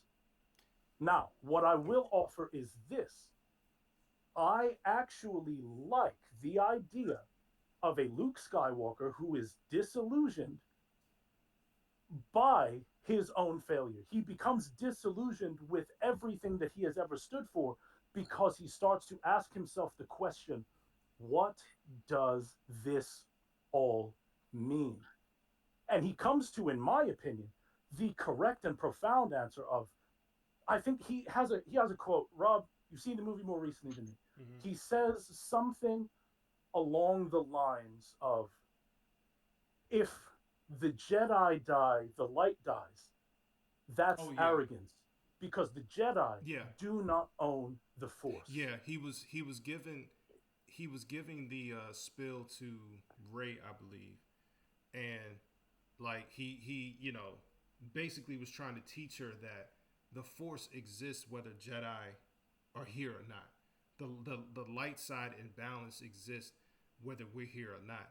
And yeah, so yeah, he made that point. Mm-hmm. So, could you see a world in which the argument is made that a lot of what happened, again, the actually walking to Ben's hut and igniting the lightsaber, is a failure? I will never argue that that was a good idea. Oh, when you But say do failure, you mean like a failure in terms of the direction of his that was a character. failure in that was a failure in screenwriting. That Yeah. was Yeah, an absolute failure in Yeah. screenwriting. Mm-hmm. because I that's what they use as their premise for him being this recluse and jumping out of the fight and leaving everything in shambles while everybody's Yeah. scrambling to try to figure out what they're going to do. Yeah. So what I'm saying is, it, can your perspective allow for a Luke Skywalker that is flawed? Because he's no stranger to succumbing or being on the verge of succumbing to anger. We've Yes. seen it before. He almost killed his father because he mentioned what might happen to Leia. He came in, he's like, I'm going to broker peace and I'm going to fix all of this. I will not fight you. And he's like, well, if you don't fight me, I kill your sister. And then he goes ballistic He and goes leaves. berserk. Well, And then he was he going to say re she was going to turn her. Yeah, it's because I don't want the my hyper. bad. I don't want Yeah, the my hyper. bad. Yeah, I do not want the hyper nerds crucifying us. No, No. that's yeah, that's my bad. That's my bad. But so can where I've seen a lot of criticism is that Luke would never fail, or Luke would never go into this exile. But I'm like, isn't that kind of what all of the Jedi do whenever the failure is large enough? Yes, Obi Wan, but Luke is Obi Wan anti goes them. in. Luke is anti them, cause like literally when they wanted him to sit out against Vader, he was like, "Nah, bro, I gotta I go have save to my help my family." friends. Yeah, They Yes, both and told that him, "You're not ready." That's my and favorite you're part of Empire Strikes Back is yes, when Luke is on Dagobah and he's trying to get trained by Yoda, and he's insistent upon leaving and not finishing his training to help everyone. yeah. That's and That's you've the Luke, touched best bro. on part of some, the movie to me. and you've touched on the next component is that Luke has always been prone to these kinds of failures. He failed to sit through his training. Mm-hmm. So he went to Cloud City to go fight. Mm-hmm. And what happened? Got his heart broken He and his hand loses. lost. He fails again until he goes back, gathers himself, and is like, all right, I'm going to steel myself to become what you say I must. And he does it his own way. Then he goes with Vader willingly to go see Darth Sidious. Mm-hmm. And he's like, I'm going to broker peace here. He fails once again and gives into that anger.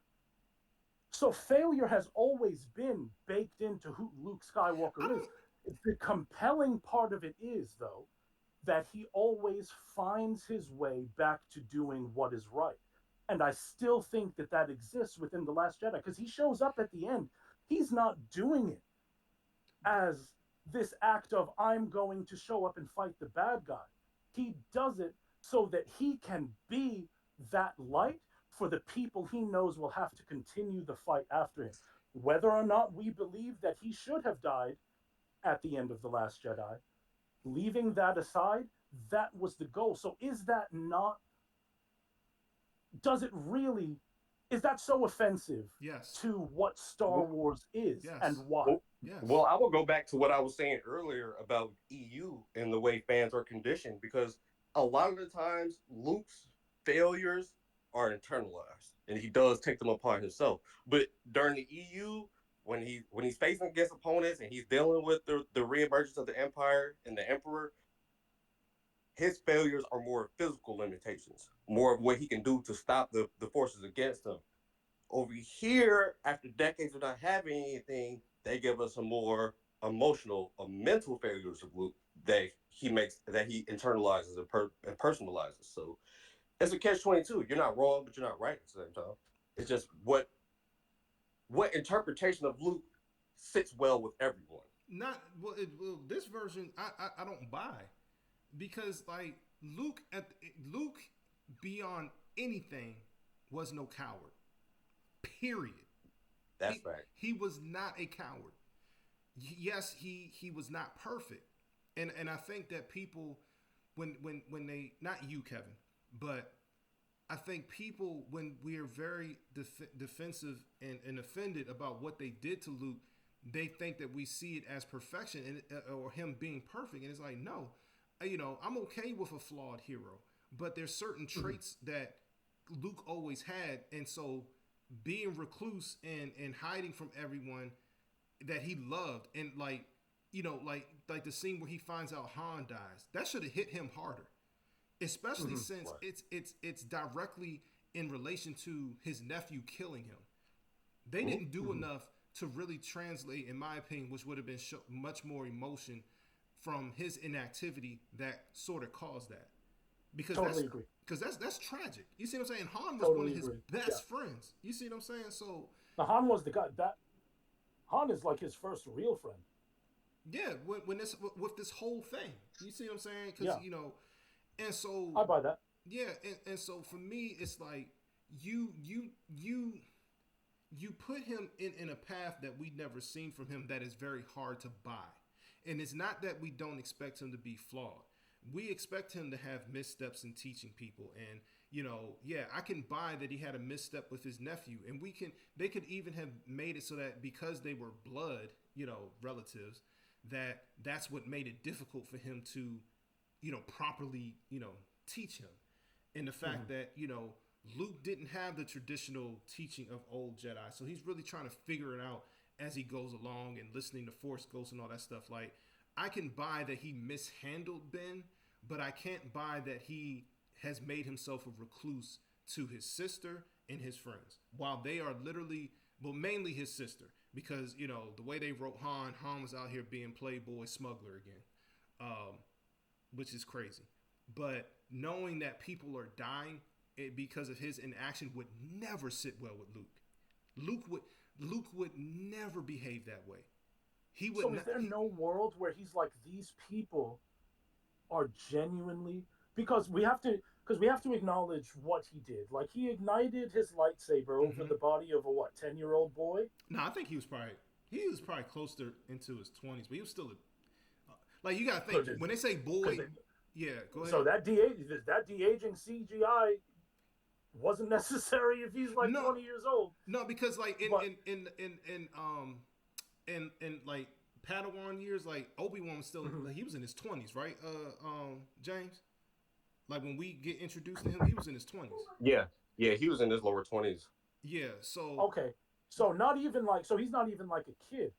So can that moment be something where you struggle and you're like, man, I don't know how I can come back from this, and I don't know if I am what is best for what's going on out there? Is that, because I have a difficult time reconciling, because we're throwing around the word cowardice, and I don't believe that is an act of cowardice. In a time of war, It Kev, it is. it feels to me, but in the character story that they're writing, it feels to me not like cowardice, but like, man, like, I don't know if I am what these people need, and I don't know if I am worthy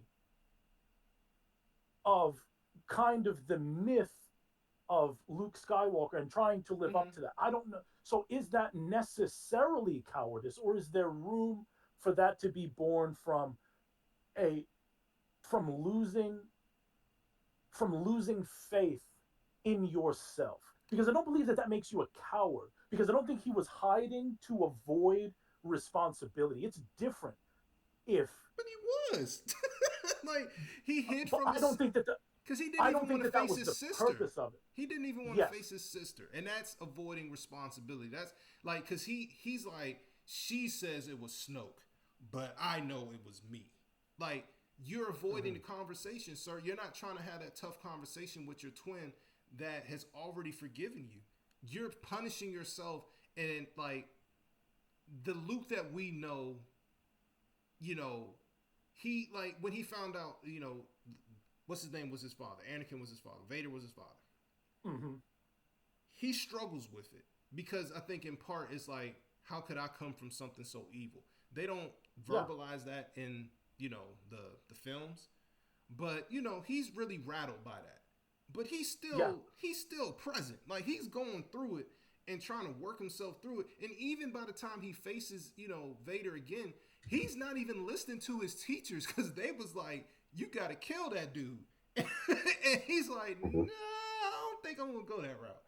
But Right. he still faces him. He still goes to him. He still puts himself in danger to try to broker something. He comes to him essentially not fully unarmed, but with no intentions to fight. Tells him he's not going to fight him, and Mm-hmm. like, and not just him, but like the head honcho in charge. Like, he faces all of that, and we don't, I don't really know what he thought he was going to be able to do without fighting. Like, I I'm not going to pretend to know that much, but it's hard for me to look at that guy, especially when he doesn't have children. So it's like, speaking as a parent, Kev, Mm-hmm. once you have children, it Yeah. changes you. It Yeah. gives It's a you, different ball game. yeah. So he doesn't have, like, yes, his nephew is an attachment, but it's not his attachment. So it's just, We'll it, see, and that's why I will go back but and bring up again the conditioning of fans and the difference between EU Luke but you know and what? what we get in the sequels. I do have a thought, and it's going along with Kevin. And I just had this thought; it just crept into my mind. This is the Mm-hmm. first time that he's responsible for, like, people dying, though. Yeah. So that's probably what they were going with, because there were other students and they died by, you know, Ben's hand. And right, and that's the comparison I'm making because in the sequels, it's more of a mental and an emotional failure. Yeah. In EU, chronologically, like after he has his talk with Vader and the Death Star blows up for the last time, like the next time we see Luke, like they're fighting remnants of the Empire, but Lumia, Lady of the Sith, the next apprentice, comes out and she whoops Luke's ass in a duel because she has a light whip, and he honestly don't know what to do. So he has to go back to the drawing board.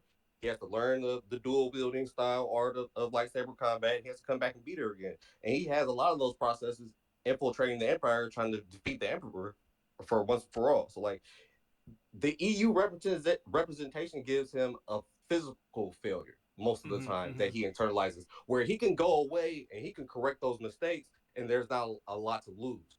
In the sequels, it's a lot of mental and emotional inadequacies that are causing his failures, and he isn't adapting well to them, and nobody's there giving him any type of advice. Like he can't lean into his physical gifts to help overcome the But obstacles. it's crazy because we know, and this is when I feel like Disney mishandled things. But there's books, that they put out. He had access to Force Ghosts, so he had access to Qui-Gon, his father, Yoda, Mace, all of them.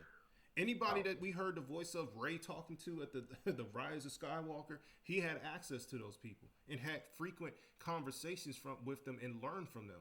Why he wouldn't retreat to them and talk to them and have them, like, because there's a point where stuff has to make sense. with everything that we know about Star Wars, you can't just say that he did this without it, like without touching on every bit of thing. You just give us a blanket. He cut himself off from the Force, and we're supposed to buy that, like, you know, that like that he would not seek guidance. Like, it's Mm-hmm. just, or that he would not want to make it right. That's it. So so now going in that vein, does your perspective on that character arc, and I want both of you guys to answer this one, does it change if instead of projecting himself on Crate to face off with Kylo Ren, does it change if he's actually physically there?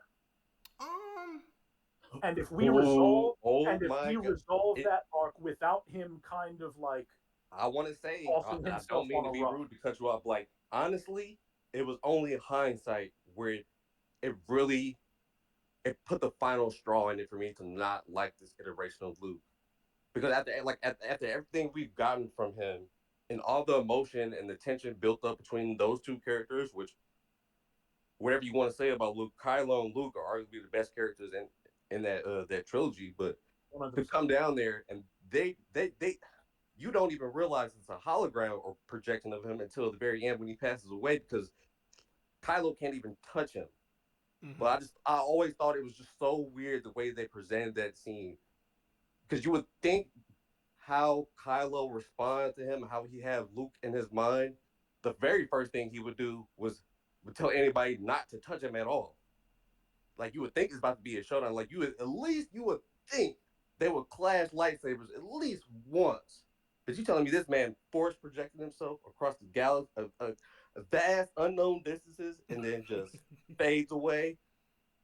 We got robbed out of an awesome scene. Nah, I'm kind of okay with it, like from an emotional standpoint, because seeing So you're him, okay with him not going to confront that because it kind of leans into what you said where he kind of because he he does never confront it. really confronts it He though because he knows that he's safe That's across the true. galaxy somewhere else, you know? Yeah, I mean, but the stakes were high because he ends up passing away. So like I don't know if he knew, because I don't think he knew when he was doing it that he would die. But Mm, no, mm.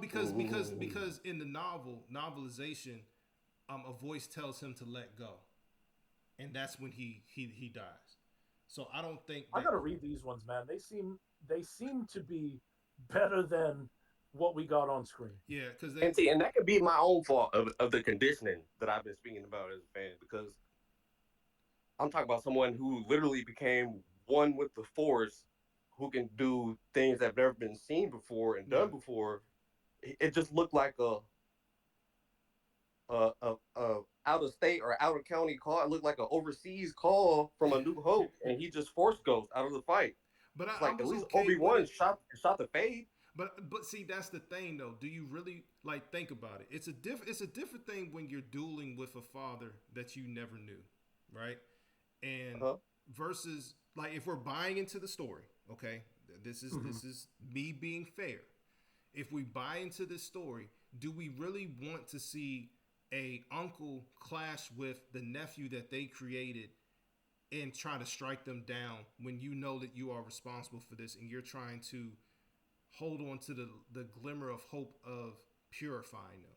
Because is If that the you if best? you it, Is that the best way to confront that angry child? Because when you saw like Adam Driver, you know, got to give him applause. When he visually sees Luke and he's on like the ground, that he's Oh eviscer yeah. enraged. that Oh yeah. visceral anger Yep. and like he oozed that. Yeah. And there's nothing that Luke that could have done to change that, and Luke knew that. So So ready? go ahead. Devil's advocate. What if, right? Because I agree with what you're saying. Like, is really shooting the fade like the best way Yeah, to be like, hey man, like you're hurt, and like I played a part in that. yeah. But now let's play devil's advocate. What if the same fight sequence plays out and Luke is like, brother, I am not even going to ignite my lightsaber. I'm not going to cross swords with you. Mm-hmm. I That would am have made more here sense. to try and make peace. And then because Luke, I don't care. I'm Snoke, whoever wanted to train to finish Kylo Ren's training, he's not touching. He's not To touching me, Luke's that would power. Yeah, that would have I made could, it I more could, complete. I would have bought that, but then that would have taken away from fans' expectations in a way to see some sort of force power from Luke. Because you gotta make a choice of what you want to see at that point. Do you want to see him broker peace and not use any powers, or do you want to see him use some powers and No, I want to do what he see him did? use the full weight of his force powers to protect him. Like he could have taken some of the. Imagine the cool visual scene we would have gotten if he had pulled some of that red salt down, like in front of him when Kylo's going to strike him down, and Kylo can't hit anything but salt, and you get to see the image of like that those loose grains of salt falling in front of him. Okay. Like we're talking about like I'm pulling down a mountain of salt to get in your way. I'm going to show you Mm-hmm. I don't want to fight you, not because I'm afraid of you. I don't want to fight you because there's levels to this. And Yes. I have no desire, like my father before you, I have no desire to hurt you. Yes. Because we could have gotten, essentially, it would have been a reversal of the scene. One of my favorite duels in Star Wars is Luke versus Vader the first time, Mm-hmm. because Buddy doesn't even put a second hand on the lightsaber. He is casually fighting Luke, and Luke is having difficulty keeping up. I would have liked to seen the reversal of that, where Luke is Wait, not even fighting. what fight? Hold on. What fight did you watch? Because Luke was keeping up like to a point. It was when No, they. It was Vader what was Vader was playing with he him was, in Empire but Strikes when Back. he He got was serious, toying with him. yeah. But when he got Yes, serious, that's when it was like, oh yeah, there's levels yes. to Then it this. became yes. Yeah, You done messed when up. it I'm became a talking about. I serious want to fight see. and Vader started to take damage, when he he put easily could have killed that look boy if he didn't get out of the way. when he put his Yeah, other hand on the sabers. yeah. That's so like, but he doesn't do it until he's like, okay, well, this dude is doing a little bit too much. I think you can get away with that. I would have accepted Luke. Didn't even he could have stood there with his hands behind his back and just been dodging lightsaber strikes. Until then, he starts using. Kylo starts turning up a little bit, so he starts using force powers not to do damage, Mm-hmm. but to deflect and just protect himself. Yes, but then he has to for the purposes of their story, he has to die. So how does he die? Well, see, I also don't think that Luke really had to die in that movie. Okay, but then I would have preferred. how does he I get think away he then? should have died. I mean, he doesn't. I You mean, can you I can pick the you poison. at that I'll point mush you that boy into a fucking cave. I don't. Luke, there's nothing Kylo Ren can do to Luke unless Luke allows it to happen. but Nothing. then that right, but like so you can't have the last confrontation and Luke's just around not participating. So like that that part exactly. I do understand. Yeah, like so like and that's the crux of where I'm getting at. Like I that like what you're saying, Kev, I would have loved to see. And I would have bought fully into it. That would have been a fanboy's dream. But for the Yep. story that they're trying to tell, you can't have Luke around because then Luke has to be the one that faces the end threat because he's the most powerful. They're trying to Yeah, push Ray. You see what I'm saying? So yeah. Luke can't be nowhere around because they're pushing Ray. And so that's the issue of having him around is that we OG fans know Luke is a problem. That Luke could shut Yep. all this down because like when I was in the theater watching this thing and I'm looking at like him taking those blasts and he's coming unscathed before we knew it was a projection. I was like, no way. What is going on? Yes. Like everybody in the theater was like, oh, and clapping like, yo, we getting, like we were hyped. And What would have Mhm. been great would have been some callbacks to Empire when Vader walks in the room and Han Solo is like, nah, fuck that, and he just starts blasting. It would have been sick if Luke could have done the same, like just put a hand up. I'm deflecting all of your lasers yeah, to but the like point where again, the ships are like, hey, bro, there's nothing we can do. yeah, no, You're I gonna have to get one that, v one but you this. make them too powerful for what they're trying to do. And so I think what they did, even though I hate it, was the appropriate way to exit him left. Because it took tremendous power to do what he did. Let's not even like And I pretend. can't take that away from him. Yeah, And that like I said, and that's just a part of me being conditioned as a fan yeah, because what I'm expecting and what I know he can do yeah, based on the film is two different things. So like I have to be okay with that. yeah. Like And so but it like I said, we are missing out on excellent storytelling because of Ray being in the picture. So I feel like that's a good. Hmm. We got Hmm. deep into the weeds, my Yeah, friend. we got to be in segment 4. But so now that you pointed out Ray, let's let's dig into that Yeah. because I think one thing that people who love the sequels and hate the sequels, one thing that they seem to have in common is that they point to Finn and Ray as one of the biggest missed opportunities, Mm-hmm. maybe in history. Mm-hmm. There's a wealth of storytelling potential to take the fan base into uncharted territory, something that's brand new. We have a stormtrooper who, over the course of the film, begrudgingly turns into this rebel hero that he never wanted to be. Mm-hmm. And we have this kind of mystery box of a character in Rey becoming a Jedi. And then somehow it all just kind of, I guess, fizzles out. It doesn't go anywhere. Mm-hmm. So let's let's try and unpack this one. Okay. And so I guess, James, do you you want to feel lead this? yeah, so do you feel, James, that there were missteps taken by the writers in the execution of the arcs? Or do we feel like there was corporate meddling going on? Like talk to us about what went wrong. Hmm. I won't go into speculation about the corporate meddling and what I think about Kathleen Kennedy's involvement and her attitude towards the fan base, but the writing and the directors, man, I feel like at moments they really had something with her, and then there are moments where With it was her. so lackluster and lacked so much common sense that it, it made her character feel like she should have been in the background, and Finn should have been the one catapulted into as the protagonist. Yeah, bro. The writing, the way the story went visually, just as you're looking at it, it didn't add up to me Yeah, personally. they had lightning in a bottle with Finn. They had lightning in a bottle with Finn, and then they opened up the jar when they Yeah. introduced Ray.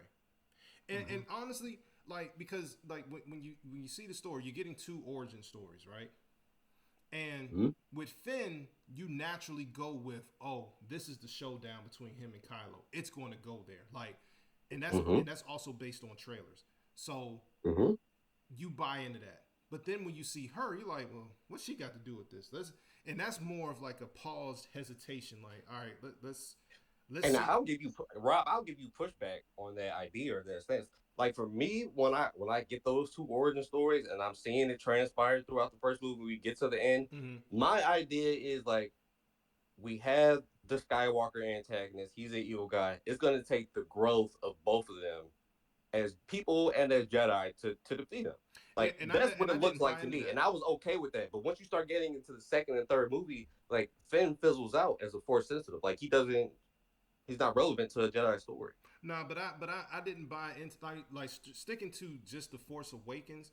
I didn't buy into Ray because everything about her involvement is jarring to what they naturally had with Finn, like a story that was easily digestible, one that was when I say organic, I mean that it's something that the audience can easily bite into, chew on, and digest very easily, and it produces a nutrient environment of thought and excitement, right?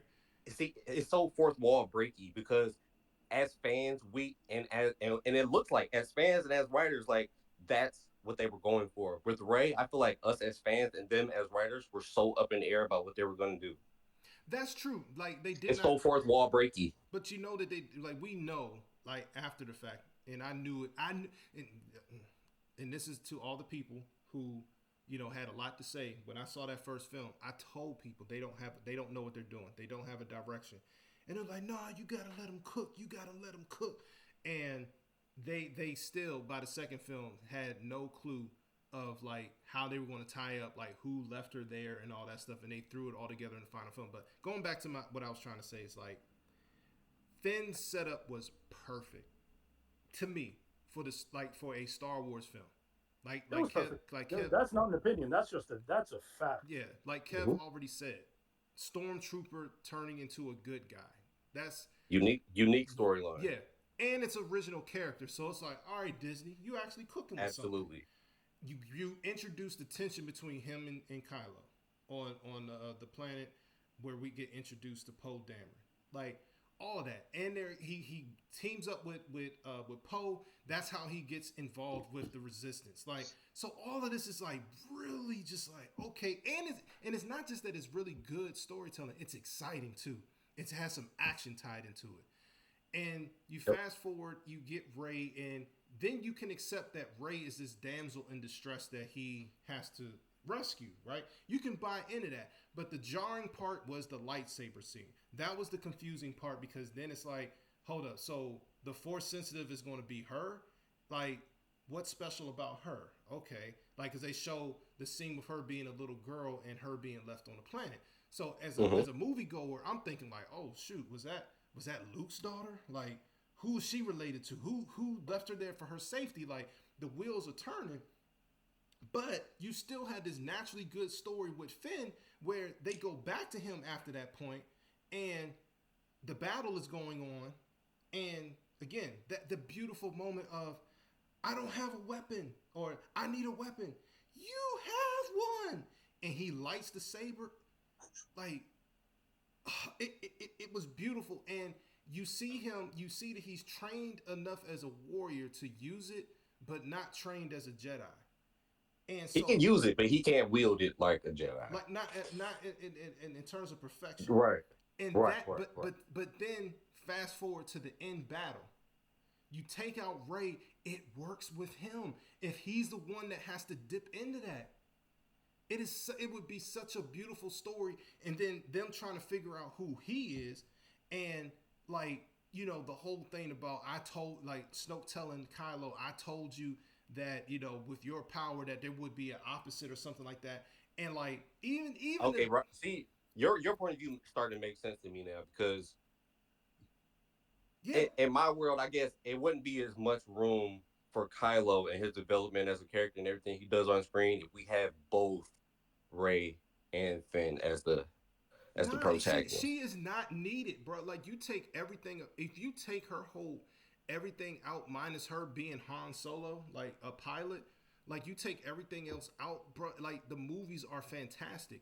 Even the point that you want to make about phasing out the Skywalker bloodline and not introducing Palpatine, like this Mhm. whole thing, like it would work really well with Finn, who has like no connection to any of this, but is just a powerful person that needs to be trained, and he gets powerful by utilizing his emotions or whatever. Like it's just But and I feel like the thing that they tried to do with the dyad and how Ray gets her powers or with the lack of training oh my or god, the training that she does have, I feel like that's where you get that moment. Like between her and Finn, like they come into power together in different ways.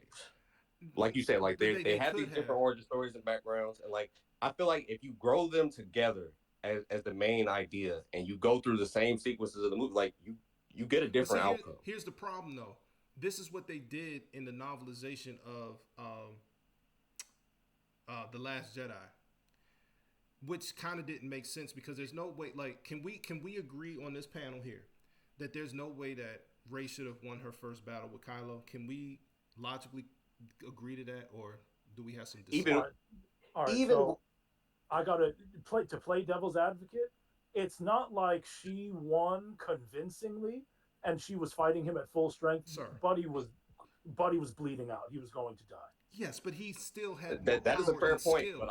I would also like to add like the lightsaber combat and the aspects of Star Wars is one of my favorite things. I would say as a Sith and depending on like what he's been taught, he should be drawing power from that. He should be drawing anger from that. Like Yeah, those are things that embolden you in a fight, especially if you're injured. But it's the hubris of the Sith in those moments that usually causes downfall because he's not necessarily trying to beat her in the fight. He's trying to coerce her, and that's where a lot of the times these dudes end up dying And because they have also, but he ulterior still should motives. have had enough power and skill to defeat her. She Without embarrasses with, him. She he should have been able to apprehend her and then sit there and try to coerce her. There They shouldn't made be their in a bit in between the scuffle. their issue started when she was able to push back the mental tampering by him with him looking into her mind. Hmm. That's what they messed up and gave her this force potential that did not make sense. And then she's going around using Jedi mind tricks out of nowhere. Like, come on, bro. So, What are we doing? devil's advocate, real quick, to expound off of what James said, and I'm just like, this is just pure like film suspension of disbelief. Like, is there a world in which, going off of what he said, with he is not fighting to kill. They're fighting two very different battles, Who? right? Like, she is fighting to protect herself and Finn. He is fighting because he is trying to get her to join him.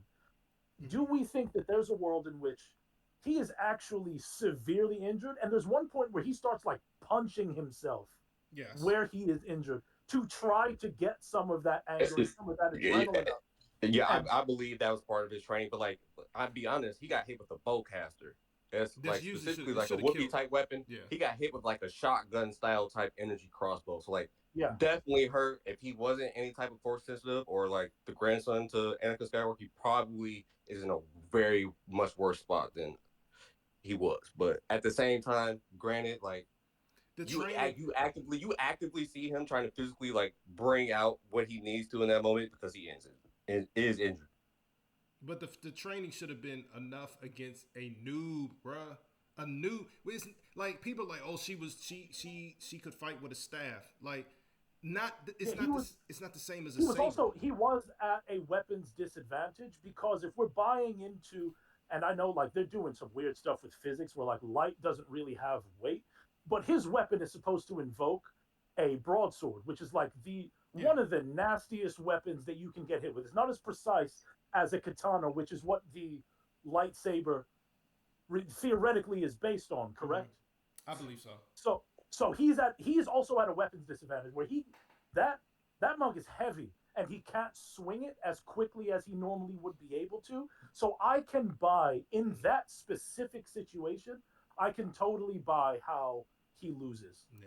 I think that I I think that's just some suspension of There disbelief. is We are it's a very shallow topic with very little information, but in a sense, there is weight, like quote unquote, to those weapons. I would say like the most recent example would be the dark saber in the Mandalorian. Like when Din Djarin is first like wielding it, it seems like a heavy weapon, like he has to hold it with two hands. When yeah when we see Bo Katan with it, she can wield it with one arm like it's a katana. You know what I'm saying? It varies across users and like their training. So like yeah that's just because when Kylo Ren is swinging his lightsaber, like it looks like it weighs 30 pounds. yeah, and and it Like that could he's be likely due to the swinging an fact of his actual injury, but like broadsword. also that Yeah, also but leans even into his style too. no, So but like yeah, he's it's injured, consistent. he's laboring, so he's just swinging for But the it's fences because consistent. he doesn't think they can compete with him. It's consistent throughout the whole trilogy that what he does, like, because in yeah, his retrospect, saber is heavy. because when he gets Anakin's saber, yeah, I remember Kev, you was like, bro, he got busy. I was like, yeah, like Ben got busy. Hmm. Hmm. Man, they don't play game. That family don't play games. When he went up against the Knights of Ren, yeah, like Yeah. buddy had a whole different set of skills, bro. Yeah, he was Hmm. getting active He was in quick. that throne. Yeah, That's a Yeah. That type flawed of fight scene, but maneuver, I still love it. yeah, that but type of Flawed scene. maneuverability isn't available to him with his but regular weapon. but even to my point with that, bro, you see how swiftly he handled them dudes, even though they like literally beat his ass like right before that, and he had been through a lot. Like his skill and his knowledge in the force was able to see him through that fight until he gets to Ray. The same Hmm. rules should have applied in his first fight with her. She should not have been able to embarrass him the way that she did. Like even adding on, because they lie heavily on the fact that because in the novelization they basically said he expected to feel more powerful, but he did not gain power from it because he was not okay with what he just did. Okay, so let's like be honest there. So yeah, okay, we can say from a power perspective, he's not as powerful because he's injured and he's not even embracing what he just did. And they do a good job in the film of showcasing his face and him looking very despondent and hurt at his own actions, right? Yeah, he was conflicted Yeah, through a lot of parts yeah. So they of did a that really good trilogy. job of like showcasing that. But I cannot buy that somebody that has years of training from a Jedi and arguably, dark side too, that against somebody who has never been trained in their first time wielding a lightsaber, that he could not handle her. I just can't buy it. Like that is just too large of a bridge for me to jump over or to hill or whatever. It's just too much Yeah, for me. it's one of those things where I see the argument. I don't think that you are wrong for feeling that way, Hmm. but just in terms of like suspending disbelief because we have to tell a story, I don't think that him losing the way that he did, I don't find it to be egregious. Like I wasn't offended. I was There's that deeply part of you, offended. there's that part of me that watching it is like, yeah, she can't win this, right? But it again, movie magic, Yeah, they. movie I mean, magic. We gotta tell the to story. their credit, they did try to nerf him, right? But then in their next showdown, they literally showed them as equals, and she still does not should not have the amount of force knowledge or even I agree with that. yeah, as I he agree did. with that. But what they did was, and again in the novelization, remember when that dyad thing was happening, when they touch fingertips, she literally downloads his training. Hmm. That's what happened, This Kev. That's this in the top Yeah, novelization. this yeah, topic is we've such a talked double about edged that. sword And I was because because so even pissed off then at when that. we look at their last fight on Exegol, and obviously they've increased their power since the first time they fought. Yeah, he Like handles her. it slowly builds to this point where like he's too strong for her. Like he's too skilled. Like there's nothing she Yes, can do to counter what he's bringing, and it been represented that in the first place, exactly, exactly. Until he gets distracted by his mother, which Hmm. I disagree with. which should have been what happened against Ray the first time. It should have been a thing of where that conflict, because the thing with the mother made sense. Like I like that. Like even though I told y'all she's the real villain when it comes to him because she didn't raise him right and send him off with the uncle, but that's a whole nother discussion for another day. But if they introduce that element where he feels her pain based off of what he just did, completely different. Like okay, I can buy that. Like that Right? he, That. Mm-hmm. but the fact that he's fighting, he's trying to draw from hate. He is like while he's fighting, he's not actively thinking about what he just did. He's just trying to survive. Like Right. there's no way that should have happened, injured or not, Mm-hmm. because an Mm-hmm. injured Jedi is still a dangerous Jedi or Oh, a Force user. I was saying from a Sith standpoint, I'm leaning into like, well, for the best example is Darth Vader. Like his suit is meant to invoke pain. Like it's not something that's comfortable for him. That That's like true. that's Yeah, a source of power. So like Sith use certain things and use tactics like that to bring out more power in themselves, yeah, especially in dire situations if they Hmm. get injured in a fight. yeah. So So like it's just a thing of where like and it just and I know and let me be clear, as I really didn't make this clear to the audience. I am making this point siloed from the fact that she's a Palpatine, meaning I'm not connecting what they did in that film. Yeah, I'm not connecting what they did to that film to the eventualness that she's a Palpatine because Well, that's because she wasn't when they wrote exactly. we Yeah, haven't got there yet. They haven't got there yet.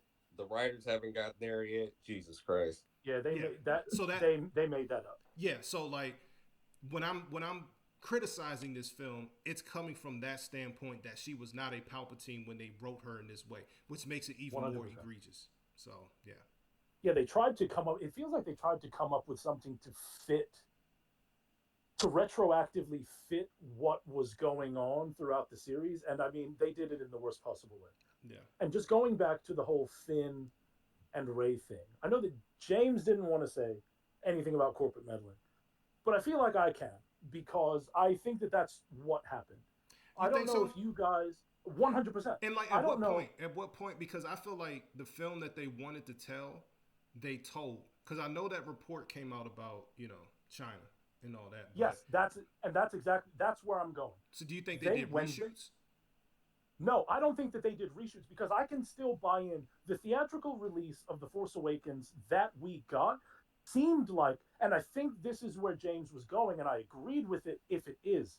It seemed like they were setting up a kind of dual protagonist thing. Yep. They failed with Rey by making her so much of a mystery box that we didn't know anything. But I Hmm. think the plan was to go deeper into it, or the hope was, because we know now that there was no outline, there was no Bible for any of this, they just made it up as it went along. The hope was that the next person was going to come in, flesh her out a little bit more so that we can see, okay, this is why she is so uniquely attuned to the Force. I really Yeah, believe I would have that bought they that. were going, Yeah, I would have yeah, bought as a that they were girl that going she to would have share. been trained. If she was trained as a girl, I would have been. It would have been easier to buy, and that her memory was erased or something. Yeah, so I think that they were going to do something along those lines.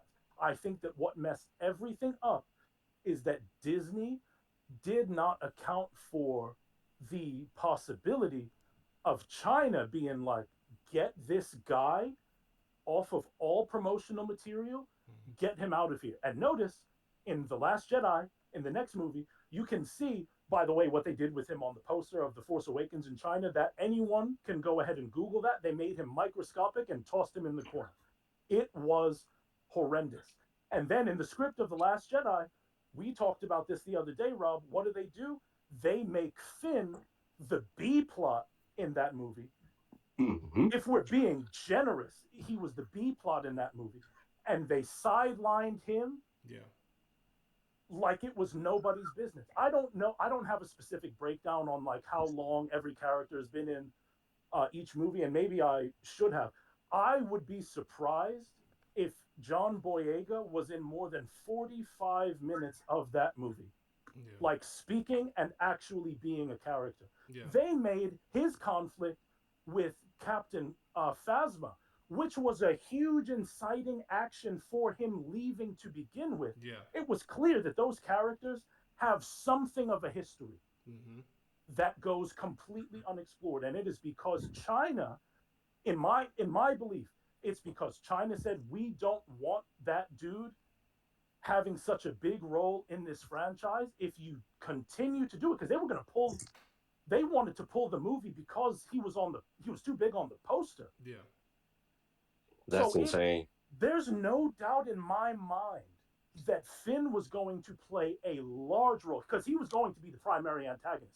He is our emotional, as the audience, he is our emotional through line through the film. That's why it all centers on him, and then we go to Ray. yeah, If I'm remembering correctly, we hit the ground running with, yeah, we have the whole Poe thing, and then we go to space, yeah, and then it's the Finn show until we jump to Ray.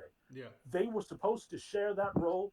No one Kathleen Kennedy could call me on my phone right now and tell me that I'm wrong, and I would think that she's lying to me.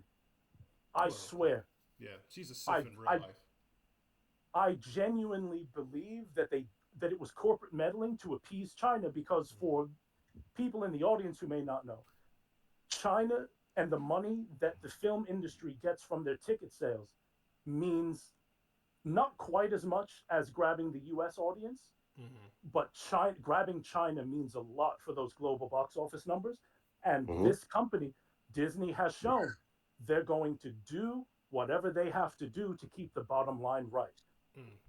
Okay. Because look at what they did after The Last Jedi. They were like, well, people didn't like this, so we have to make it clear that we're not going deeper into this. They fire the guy that they gave the keys to the franchise just to see if it would appease people enough to get them back into the theaters buying tickets to see the next film. I 100% will go to my grave believing that Disney railroaded John Boyega, and you Mm-hmm. can see it from look. You can watch interviews. Look at how he speaks about Oh J.J. yeah. Abrams Oh yeah. versus how he speaks about Ryan Johnson and The Last Jedi. If I was in his position, I would hate that movie too. Because you set me up as the hero. They probably told him when they cast him, this is going to be great. We have this stormtrooper, you're going to be a stormtrooper who eventually becomes a good guy and the hero of the resistance. And he's probably signing that contract like, hell yeah, man, I'm going to Yeah. be the guy. in a Star Wars film, which, just real quick, for the culture would have gone crazy. Yeah.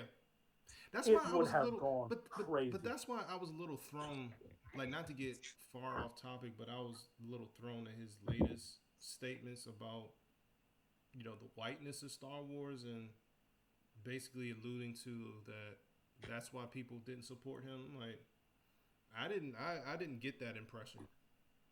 Like Well, there's an inherent interest because of a lot of things that have gone on I feel in like in pockets of I the feel like fan he base. internalized a lot of negative discourse about his character that was never really the main front or like on the front page of media. I feel like he internalized a lot of the political, like how Kevin said, like the political and socio political side of things. I think that's what he was referring to, and I think he just summarized it as just he just took it out on the yeah, fans. I think Well, the Star Wars fan base has, whether it's right or wrong, they have a reputation as yeah, yeah, being racist You're not wrong. because people have spoken out about it in that way. I do think, however, because I remember specifically, I got into arguments on the internet about this very early. uh oh, There was a vocal minority, and I say vocal minority because I see infinitely more praise for him now than I see criticism. But there was a section of the fan base that's like, well, actually, these troopers are all supposed to be clones, so how could they be black? Real argument that I saw on the internet, I swear to God. no, well, Oh God. yeah, they're mixing clone troopers with stormtroopers. They're not the same. Listen, I and But we know that yeah, but there was a whole faction of people who were like stormtroopers cannot be black. oh boy, I'm gonna see if I can find this thread my man, somewhere on the look, internet. I must say my man be on that them dark web pages, bro. Nah, No, this is just stuff that I see, and I'm like, what are we talking about, man? nah, but I mean, no, like go, depending on what part of the internet you go, it don't even have to be really dark to find some idiots with a hot take about a popular franchise.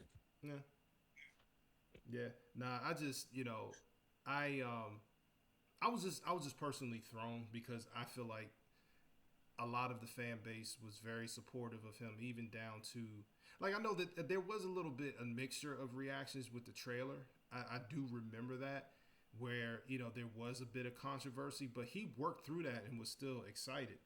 So and then when the film comes out, like people are like they bought into his character. So I just had a hard time like kind of like I don't know if somebody like rehashed this stuff to him and he just like went down a dark hole of of disappointment. You know what I'm saying? Because at this point, I'm Well, like it's such a weird topic for me that I really don't want to like get too deep in depth with. But yeah, like he really never voiced his opinion or said anything about it until like way later. Like we're getting this yeah, stuff like after the Acolyte and the Medal of Sandberg and a couple of those other people of color that are actors on that show yeah. like And I decided think they wanted to take a stand to say something about like the fans. yeah, And and I think he mixed himself into that, and I'm like, I like Amanda, it wasn't the same thing to be honest. yeah, yeah, exactly. Like in my opinion, Amanda, she stoked that fire,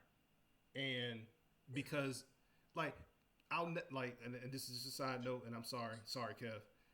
Mm-hmm. I will never forgive those people for telling us if you don't like it, don't watch it, and people do that, and then it's like y'all are racist, y'all are, and it's like, bro, you can't have it Yeah, both ways. Like yeah, people across race spectrums did not like that show. It had yeah, nothing to do. Yeah, and that stuff that when we get into discourse about that, like if because I could post like with my whole black face on the internet. I could post that I didn't like the Acolyte, and people would just say that I hate black people, despite the fact that I am one. And just went on, and we just went on a massive tangent defending one of the black, like the primary black character in the franchise. So yeah, Hey, I I'll just, give you. Hey, yeah, so like, Kev, this hits home. there's I'll nothing you give can you a do. perfect example. I'm a racist. I'm a bigot, and I'm a homophobe because I don't like the Acolyte for whatever reason. But Yeah, I'm pandering I saw a and lot of virtue that on signaling Facebook. when I celebrate the black actors that are in fantasy and Rings of Power because they're dwarves, elves, here we go. and Yeah, humans no, and things of that that have never been you got portrayed on killed film for that one. before. So it's Yeah, always catch-22 when you step into those waters. yeah. So it you have to, like, that kind of criticism and that discourse. I look at, and I'll like show you guys, like, look at what these people said. But I don't get involved in that because I think that it's Oh, some I of learned it the hard way. is some of it is that actors, being the face of a thing, feel a need to defend the thing Mm-hmm. no matter what. So Mm-hmm. if you don't like this, it just takes one person to disingenuously be like, if you don't like this, you're racist. And then enough people jump on the back of it in bad faith, and it just creates a wildfire. Going back to what we said about John Boyega, I found a Reddit thread from 11 years ago, I knew it was Reddit. Reddit thread 11 years ago, where someone is like, why is there all this controversy over the first African American stormtrooper Yeah. in Star Wars Episode 7? Linking to IMDb threads. So these are threads that people who supposedly really love cinema Yeah. are going on these threads and going on these tangents about this thing. And it's really wild. And I'm actually really happy that that preceded that preceded the era that we are in now, where everyone feels the need to call out and magnify some of the little things that happen on the internet and blow them up into being this massive Oh my widespread God. issue, But that's what when it's happened. really Yeah, that's what it's happened really with the just a acolyte. small group. Yeah, it's a small group of people acting in bad faith, and that's why I you everyone should feel the freedom to summarily dismiss anyone who brings, like, race and gender into conversations when we are having them separate of that. Now we have to acknowledge that there will be a small group of people who are like, who do the whole, like, this is woke because they exist, Mm-hmm. and we have to stop talking about those people, Yeah, I agree. because all it's done is irreparable damage. Like, the fan base, I don't know how the fan base will ever be unified again in the wake of kind of what's going on in, like, the socio-political sphere I think we of nah, entertainment. I think we get there if they tell good stories and stop trying to pander to newer fans. Like if you just give an organic good Star Wars movie without dipping into certain things that they know is going to stoke fires, you quietly get the fan base back because So I guess, how do you do that when Star Wars itself is inherently, I think we would all agree, Star Wars is inherently political.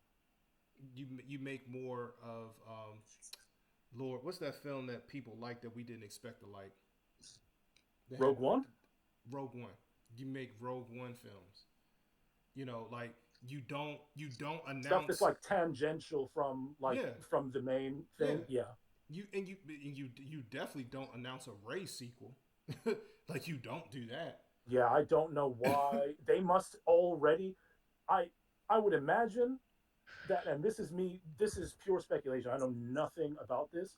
I don't know if she had, because typically when you sign a contract to do something, you sign on for X amount of projects. And if they don't honor that contract, I think that they have to pay something out, depending on what the language of the contract is. I don't know specifically what deals Daisy Ridley was signing, but I would imagine that she signed on for more than just the three, Probably. and that this is the only way for them to resolve that contract. Personally, I would just buy her out of it, because I don't think it's going to take a lot. And maybe this is where everyone comes back. I don't know. Maybe wishful thinking, but maybe they managed to cobble something together, because I don't think that Ray is a completely worthless character or anything. I think that there's a universe in which they wrote her the correct way, and she turned out to be really, really good, rather than being something that it kind of felt was in. Ray feels like the movie equivalent of an industry plant. Like, we're being told that she's great Yeah. and that everything surrounding her is awesome. And then when we ask to see some of it, they just continue to tell us, no, trust us, man. Like, she's really, really good. She's a great character. Yeah. You know what I mean? Yeah. Where maybe we'll get something authentic, because this sequel thing, and I'm someone, I don't hate the sequels.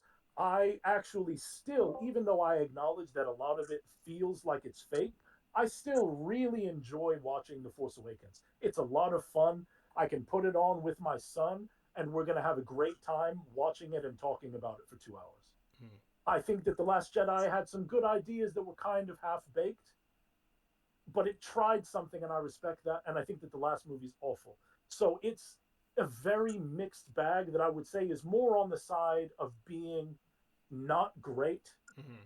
than being something terrible. I Hmm. think that they can salvage something from Ray that maybe can get the fan base back on board to the point where people are at least like, okay, I see what's going on here. Because it's going to take a lot. And I think a lot of the fallout from the new stuff is actually was a knee jerk reaction to some of the reactions to the prequel trilogy and the problems that people had with that leading up to Revenge of the Sith. And that's again, reactionary filmmaking is always going to it's going to net you the exact thing that you don't want to happen. I suppose I'd like to imagine a world where it's reactionary but well thought out. Yeah, that's what I'm hoping for with this standalone Ray. Like we can Yeah, no, I only don't. hope No, I don't that want they're going to react to some, and a lot of it is baked in good criticism. Like I haven't really seen a lot about Ray that is inherently sexist. I've just seen people have a problem with it from a writing perspective, it. Yeah, which I think is total. but you Because like get all of the things that you said about Ray, but you I get think they're called true. sexist. That and I think that's the problem. Like I have a huge problem with people who can't hear the point without attaching gender to it. Because the truth of the matter is, we can't change the fact that she's a woman character in the show, and Yeah, it's like people like automatically, if you don't like something, they try to attach these things to you. attach an Yeah, ism to it. Yeah, always. and I hate that because just because you like it and I don't does not make me anything other than I just don't like her. Like that's it. And here's Yeah, my and it can reasons be why. that simple. Yeah, and here's Yeah, my reasons why. Like it has nothing to do with her being a woman in the show. Like I feel like Daisy Ridley was just given a bad shake, and a very unfortunate, situation. Like, it's kind of like the opposite of John Boyega. Like John Boyega would have, been beloved by fans with with the fan base, but in the story that with he some could good have had. writing. Yeah, Yeah. yeah, But he has a bad experience because he gets railroaded. She doesn't get railroaded. She gets the experience that he should have had, but the fans don't like it. So yeah. it's like they're on opposite ends of the spectrum when it comes to that. So It's hard, and actors take so much blame because of being the face of a thing. Like I can promise you that Daisy Ridley wasn't in there writing plot lines. Like they yeah, yeah, weren't yeah. going to her and saying, "Hey, what do like? Do What do you you No, want to think? do Yeah. all of this?" but the Like, thing I will give her credit for, and which lends to her character, is that she didn't come out and take a stance and try to stick up for her character or try to defend the no, writing of the no, Yeah, she was project. smart by She that. she just is took what she had. Yeah, yeah, she is such an absolutely. amazing she is an amazing steward for Star Wars and So really like that bodes very Disney and well for her Lucasfilm. character. Like Yeah, as time goes by, it doesn't so much Disney and for everybody Lucasfilm else. should really make an effort to keep her around because Mm-mm. she is an amazing Bro, it's the face of a character. franchise. It's the character. Yeah, Like, yes, her as a person, separate of the character and her professionalism. Like, I yeah. can't argue against that, but the character is a problem, and I don't know that you can fix it because it's so much damage done up until this point. Like we know that she is a character that was given powers, bro. That we can't connect to. Like Hmm. you can't fix that after a big threat and Palpatine gets destroyed by her. You can't fix that. There's literally like you got to think about it, Kev. Palpatine survived Yoda. Palpatine survived like like literally Vader and Luke. Yeah, yeah like like and did not survive this himself, which is kind of I don't know. Maybe he did. I Maybe mean, we get a I hope not. little episode 12. Somehow Palpatine returned. Who knows? Yeah, and then they Yeah. already made the make her make the statement. I am all Jedi. Like, okay, I am all the Well, Jedi. Like we know why that Super was Saiyan written in Jedi. there, and we don't even need to discuss why that line of dialogue exists because we all know. Yeah, it's the same Because thing with we Vice all know. Admiral. Yeah, we all know. We all know. It's just, So but I think I agree that it's a very tough path back for Ray, yeah, but I have to believe that they can do something with it because as much as like and we didn't even get to touch on like the oversaturation of yeah. I think like we run out of time for of that. this friend, yeah, so we didn't even get to run into that, but I certainly hope that they keep on creating and keep trying to Mhm. find just just a way to get everyone back on the same page. And I think that Daisy Ridley can be and strategically would be just from a behind the scenes production standpoint. She is a very good person to center that on because So she has been, in spite of everything that has happened, people have been relentless about some of the criticism. Some people yeah. who, have that agenda have been relentless. And she, in the face of all of it, Hmm. has been like, hey, man, like people are entitled to feel like people are going to have strong feelings because they really love, like, they love this universe and what's going on. Yeah. So I really hope that they find a path back. And if it's through that Ray Solo film that really only needs to exist if Daisy Ridley signed a contract for more than 3 films, I maybe that's it, Well, and I hope it can in be. all honesty, like they've announced a couple of projects, and what I'm leaning into is that like Grogu is going to be the new like building blocks and the foundations for like the next generation of Star Wars. And Hmm. I think Daisy really could be at the helm of that because, like, to be honest, like in all honesty, the hardest parts about her character is over. Yeah, Like, if they're just conscious of the mistakes they made in the past, like moving forward, like you have a good But foundation to move forward and let the past be the past. what foundation they have? Her foundation is crazy. Like I'm it. not talking about her. I said Grogu, Oh, I'm about and to like say. meant like that aspect is the foundation, like the next generation of Star Wars.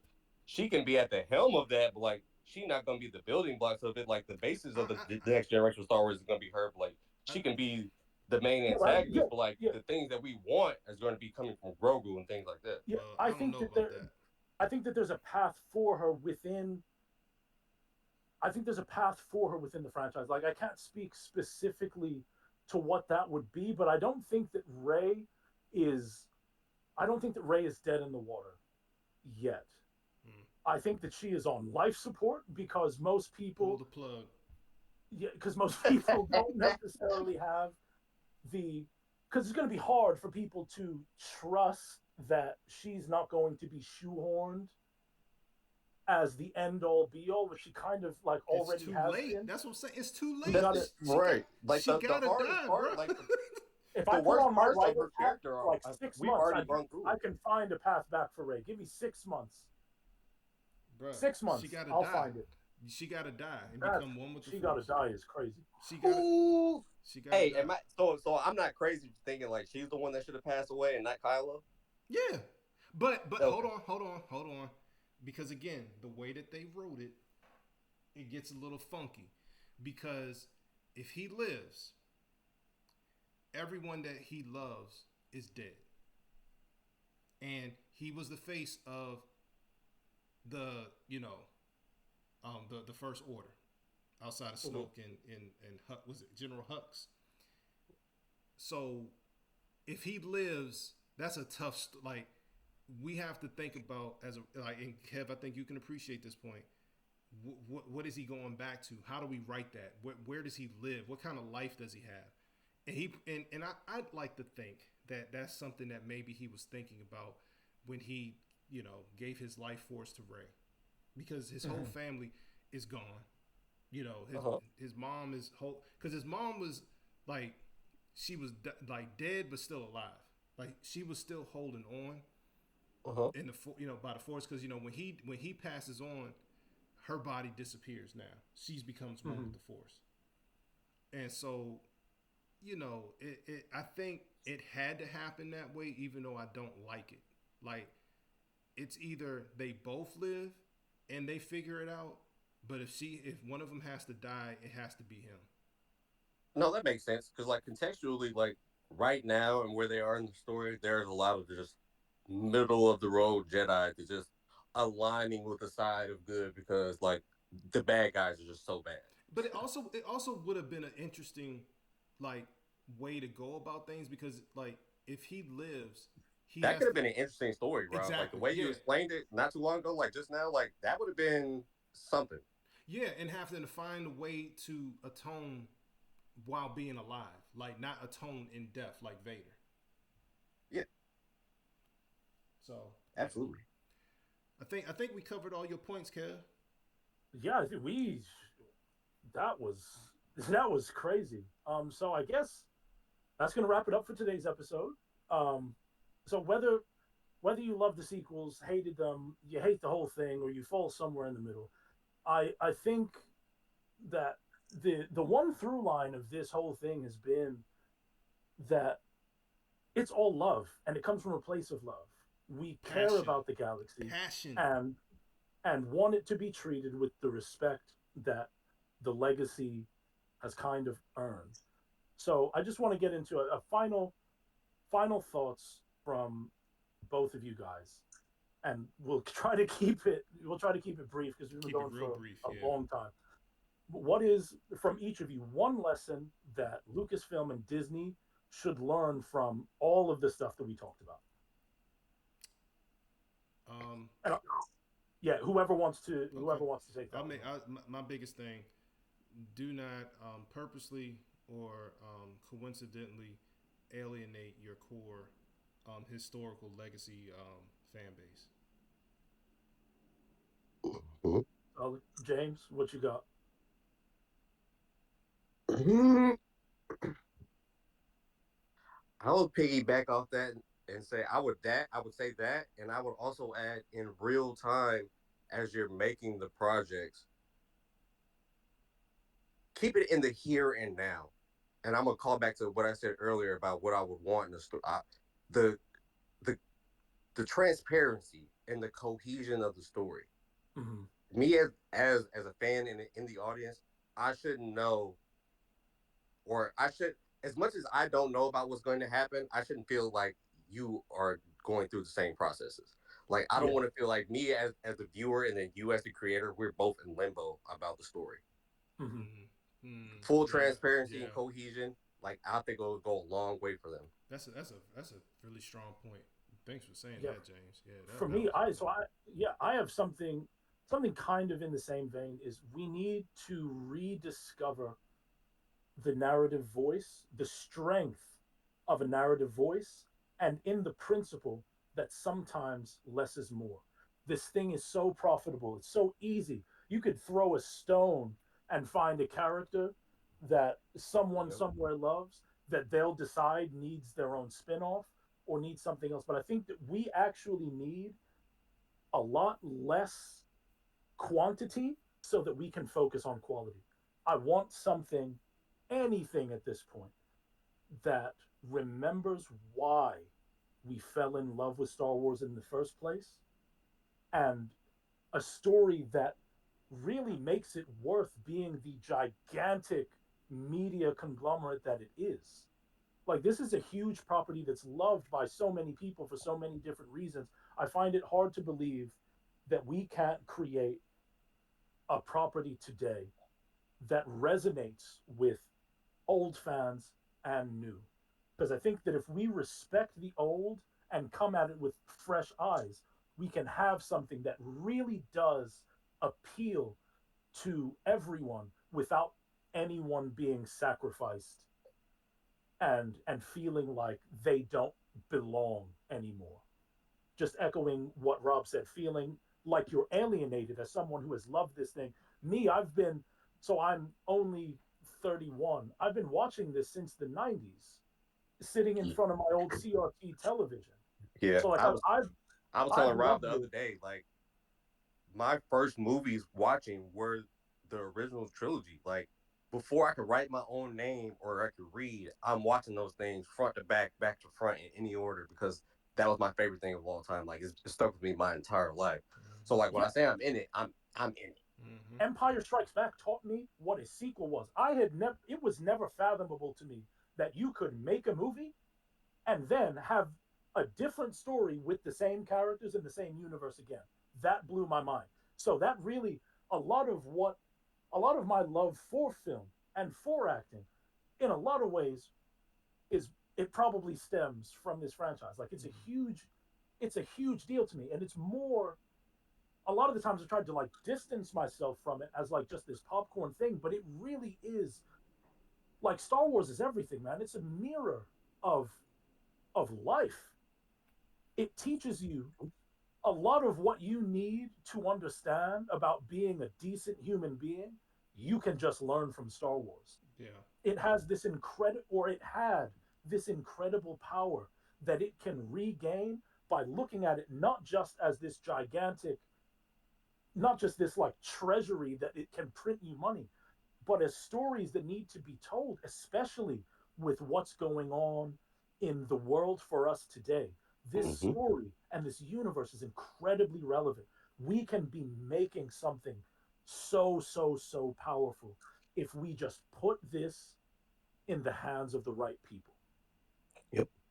That's it. So so thank you to everyone for listening to this crazy episode one of the Ascended Nerd podcast. And just because the show is over doesn't mean that the conversation has to end.